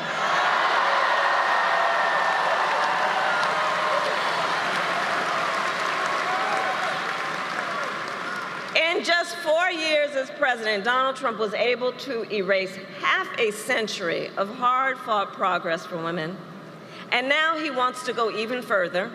He will force all 50 states to track and report on women's miscarriages and abortions, and go after access to contraception and IVF treatment.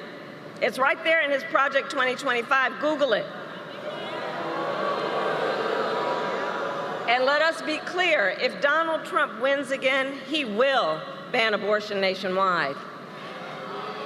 And though we are in Texas tonight, I say it to the folks who might be watching from home, for anyone watching from another state, know this: if you think you are protected from Trump abortion bans because you live in Michigan or Pennsylvania or Nevada or New York or California, or any state where voters or legislators have protected reproductive freedom, please know, no one is protected if there is a Trump national abortion ban, and it will outlaw abortion in every single state. Understand that.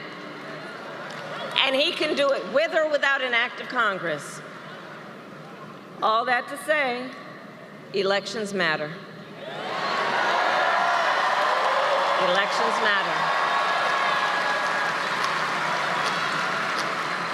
If Donald Trump is president again, he will likely get to appoint at least one additional Supreme Court justice. Remember who we appointed. Call her Justice Ketanji Brown Jackson.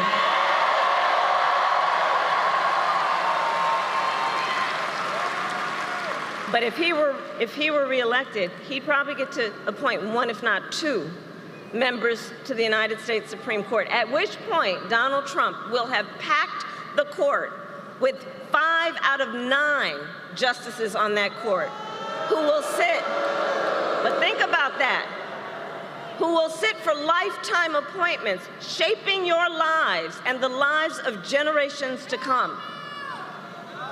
And that is among the many critical contrasts in this election. Look, Donald Trump doesn't trust women, but I do. We trust women, and we understand what's at stake.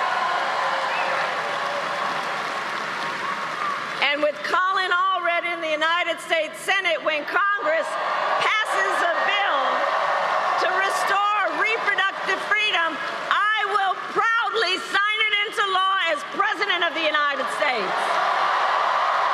Proudly. Proudly. So to all the friends here, let us remember, momentum is on our side. I know sometimes in Texas, folks are like, is it worth it? Does it make a difference? Yes, it does. You are making a difference, and momentum is on our side. You are making a difference. Since Roe was overturned, every time reproductive freedom has been on the ballot, from Kansas to California to Kentucky, in Michigan, Montana, Vermont, and Ohio, the people of America have voted for freedom every time it's been on the ballot. And often they have voted by overwhelming margins from so-called red to so-called blue states, proving this is not a partisan issue. Because Americans from all backgrounds and beliefs understand the decision of whether, when, and how to build a family is one of the most consequential decisions anyone can make. And we are fighting for an America where no matter who you are, where you live, you can make decisions about your own body for yourself. So moving forward,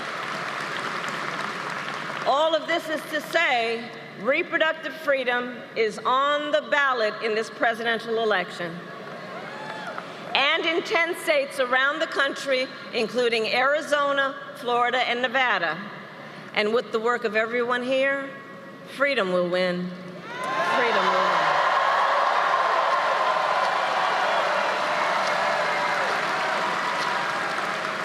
And so I want to take a moment to speak in particular to all the young leaders here and across America. Do we have anybody here from Gen Z?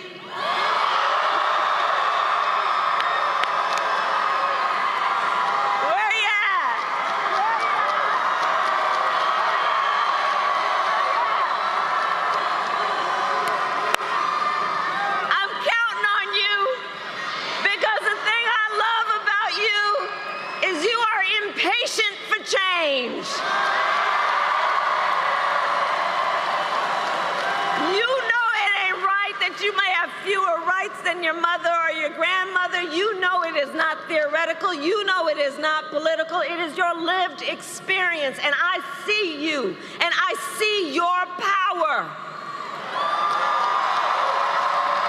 I see your power. And I know so many of you are voting for the first time. Can I see a raise of hands?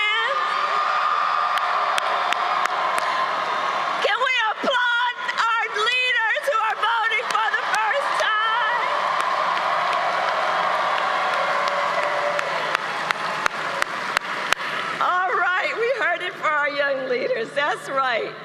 So listen, to everyone here, we know freedom has never come easy. Never come easy. There has been no moment of our progress as a country that did not come about without a fight. Let's all be clear about that. And we are in the midst of a movement. And everyone here is a leader in that movement. So we do this then remembering those who came before us, those who struggled and sacrificed for our freedoms, who found fellowship and even joy in one another in the fight. They found strength and hope in fighting for our ideals. And that is what we are doing. That is what we are doing because we know weeping may endure for a night, but joy cometh in the morning.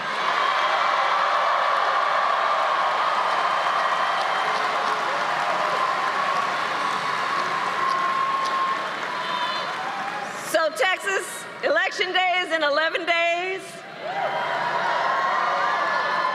Early voting has already begun. So now it is time to start making your plan. Go to iwillvote.com to get all the information you need. And it is not only the presidency that is on the ballot. There are many important races, including Colin Allred running for Senate, who we must note his opponent supported a national abortion ban 6 times. An opponent who said he does not support exceptions even for victims of rape and incest. So let's remember, Texas, your vote is your voice, and your voice is your power.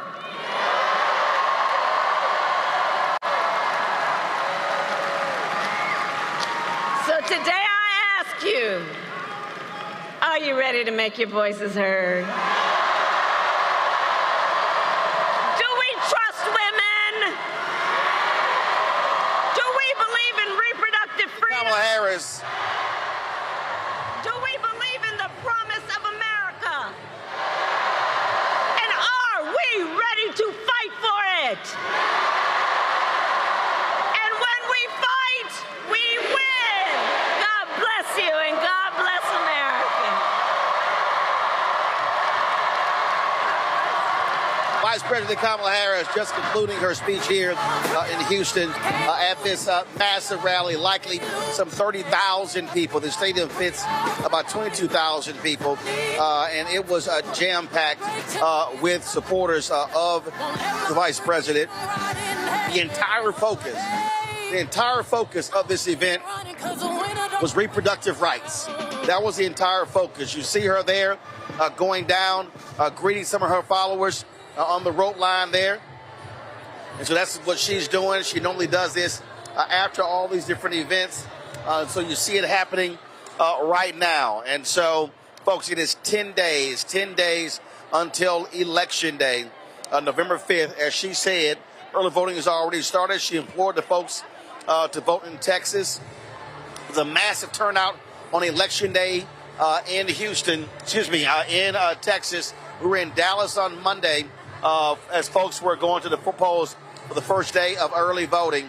And so this event here, again, the entire focus of this event was about reproductive rights, because Texas is ground zero for what has been happening in this state when it comes to reproductive rights. It has been an absolute battle in this state. She name-checked the Attorney General of Texas, Ken Paxton, who frankly has been operating in a very thuggish way. And so also you have, of course, Republican Governor Greg Abbott, Lieutenant Governor Dan Patrick, and the way they have behaved in this state has really just been shameful, frankly, when it comes to how they have been treating women. So that's what's been going on here in Texas. And so what they wanted to do here was really make this center stage. So there are two closing arguments that they are making here when it comes to this election. And it is one that is all about, again, the rights of women, the rights of women to make decisions for their own body. And so that's what this was all about here, and why they put to hell this rally here. She then heads back. They're in Philadelphia on Sunday, and then next week they will be having additional events in Arizona, in Michigan. Now on Tuesday, she's going to be speaking from the Ellipse in Washington, D.C., from the same spot that Donald Trump gave his speech on January 6, 2021, laying out the whole issue for this fight for democracy. And so that's what the Vice President is going to be doing on Tuesday. We'll be live from the Ellipse on Tuesday, and so we'll be there broadcasting that monumental speech from Vice President Kamala Harris as she, again, reminds people of what happened on January 6th, reminds people what happens on that particular day. And so that's what's going to be happening. And so we are going to be covering that next week. We're going to be in Wisconsin. We're looking at being in Wisconsin Wednesday and Thursday. I'm going to be in Milwaukee on next Thursday. And then, of course, I'm also going to be in Mobile, Alabama on Friday as well. So all of those things are happening next week as we wind this election down. And so you still see the Vice President there working the rope line, taking pictures with her supporters down there, spending as much time greeting them, the folks who are in the front of that particular stage there. You might have heard during her speech there were several disturbances. About three, those folks got snatched real quick and moved out of here. We saw one guy who took a swing at somebody. He got arrested. And so we saw that actually happen. And so that's what happened during the speech there. And so much happening here. And let me just say it again. I cannot say it enough. Folks, use your voting power. Do not sit on the couch. Do not stay at home. What we need you to do is to maximize your shot. And so that's what's going on there. And so you see the Vice President still going down there. Young girls are down there. And she's always on these campaign stops, embracing young girls, talking to them, encouraging them, whether they're black, whether they're white, whether they're Latina, because she understands the importance of being a history maker, and for those young girls to actually see someone like her in this position. Kelly Roland gave a tremendous speech in support of Vice President Kamala Harris. Beyonce said, I am not here as a celebrity. I'm not here as a singer. I am here as a mother. And so those are powerful 4.5 minutes of remarks that she actually gave here as well. The crowd went crazy when Tina Knowles introduced her two daughters, when she said Kelly Rowland and Beyonce came out, and both of them spoke with passion. And there was a really important point there when Beyonce looked to the camera and said why we must vote for Vice President Kamala Harris. You know, a lot of people were speculating that she was going to perform. There were people on social media saying, oh my God, we're going to be leaving. But the reality is this crowd stayed. It really wasn't until almost at the end of Vice President Kamala Harris's speech that you begin to see people leave, trying to beat the traffic. As I said, this stadium holds 22,000 people. You probably had anywhere from 25 to 30,000 people who were here. And so some people were looking to leave early, but again, it was a crowd that stayed. Unlike the Donald Trump rally that is happening in Michigan, folks, of course, have been leaving there because he's been late. This here was about an hour late or so. She was originally supposed to speak around 8:30 p.m. Central, but she really did not speak until almost an hour after that. And so you still see her greeting folks there. We see her greeting folks there, taking photos. She's almost at the end of that rope line. And so she is heading out again, back on the campaign trail. And so that's what's going on. And again, we're seeing what we're just seeing what's going on. How Secret Service is, I guess some people are reaching over and they want to make sure that that doesn't happen. Or is that somebody who's somebody's holding up a sign or something along those lines, and they are, you know, we're trying to see what's going on here. There was a high five there, but looks like somebody has some type of protest sign, and Secret Service was making sure that they did not thrust that forward. So that's what the little, I won't say altercation. You see lots of high fives that are going on there as well. Secret Service has really clamped down at all these events after both assassination attempts against Donald Trump. And so they have stepped up security everywhere. She was at, of course, New Birth Missionary Baptist Church in Atlanta on Sunday. And then when she walked into the sanctuary, they locked the doors down. About 1,000 people could not get into the church.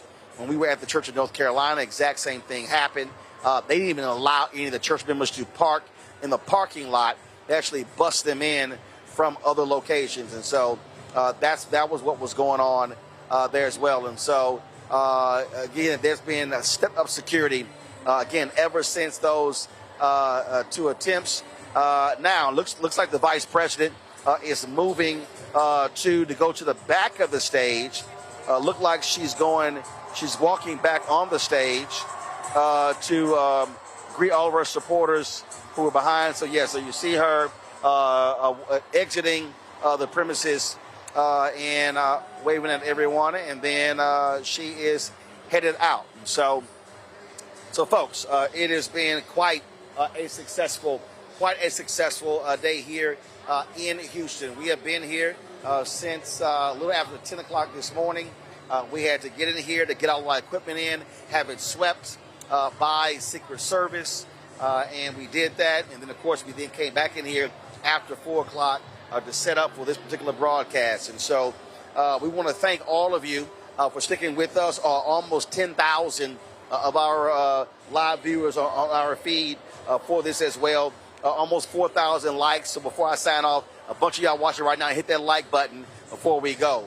Now, do us a favor as well. And I've said this numerous times. We don't have millionaires and billionaires who are supporting the work that we do. We don't have advertising agencies like Group M and Publicis and Horizon and these folks sending us checks. We're getting no money from these agencies. And so your support is absolutely critical for the work that we do for us to be able to travel around this country. It costs thousands of dollars to be able to hire a crew and to be able to travel and set things up. So your support is critical. And so do us a favor and be sure to join our Bring the Funk fan club. I've literally had members, people have actually handed me their donations for this week. So you can see your check and money order to P.O. Box 57196, Washington, D.C., 20037-0196. PayPal is rmartinunfiltered. Venmo is rmunfiltered. Zelle, Roland at RolandSMartin.com. Roland at RolandMartinUnfiltered.com. Also, folks, do me a favor. I want you to download the Black Star Network app. Apple phone, Android phone, Apple TV, Android TV, Roku, Amazon Fire TV, Xbox One, Samsung Smart TV. And be sure to get a copy of my book, White Fear, The Browning of America, making white folks lose their minds. Available at bookstores nationwide. And so you got Books A Million, you got Target, you get the audio book on Audible as well. And so, folks, that is it for us. I'm ready to fly home, although I'm here in Houston, born and raised here. Brother's tired. We've been on the road. We were, of course, in Dallas Saturday, Sunday, Monday. Came back to D.C. Tuesday, which was in Brooklyn on Wednesday. Was in Jacksonville at Edward Waters University yesterday. Flew here to Houston. Back to D.C. tomorrow. So we'll be in D.C. Sunday. Don't forget, Sunday, brothers, I need y'all to sign up right now for the Win with Black Men call. President Barack Obama is going to be on that call. Pull the graphic up and show it right now. You can sign up at winwithblackmen.org. You can also take advantage of the QR code. Pull the graphic up, folks, if you can. Thank you very much. And so that right there, we got our call. We want to see as many of y'all as possible on that call at 7 p.m. Eastern on Sunday. I want to see y'all on Sunday. And so we're going to be making that happen. Then also, give me 1 second. Just give me 1 second. Just hold tight 1 second because I'm doing another call taking place on Monday. And so I have to, give me 1 second.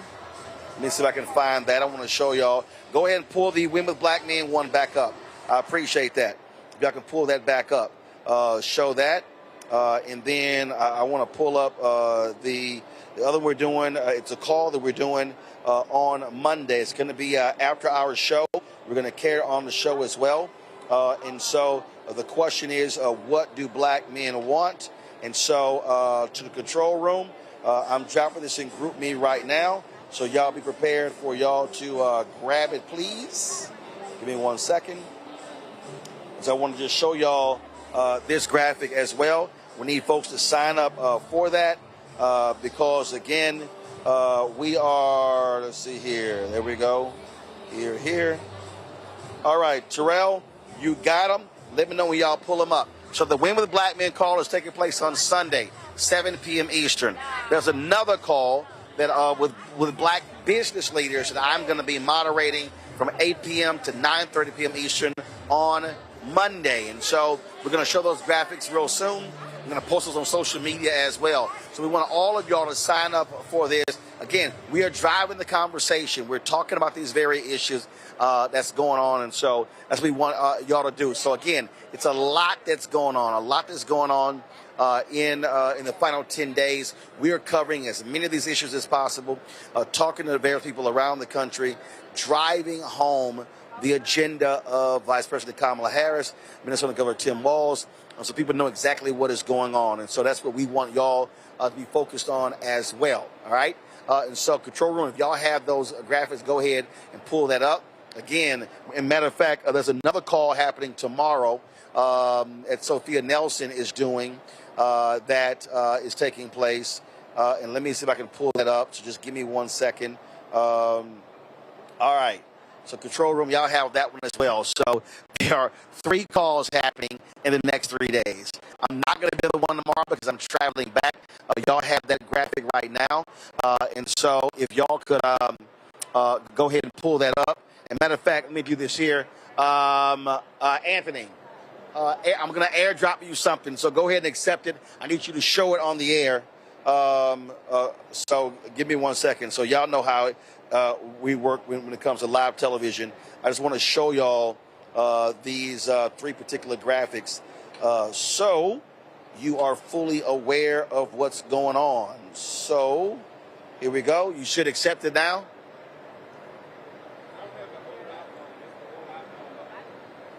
No, my phone.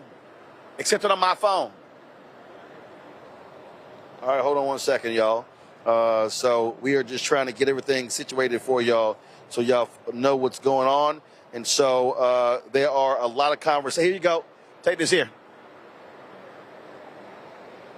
Let's show those, plug it up on those 3 graphics.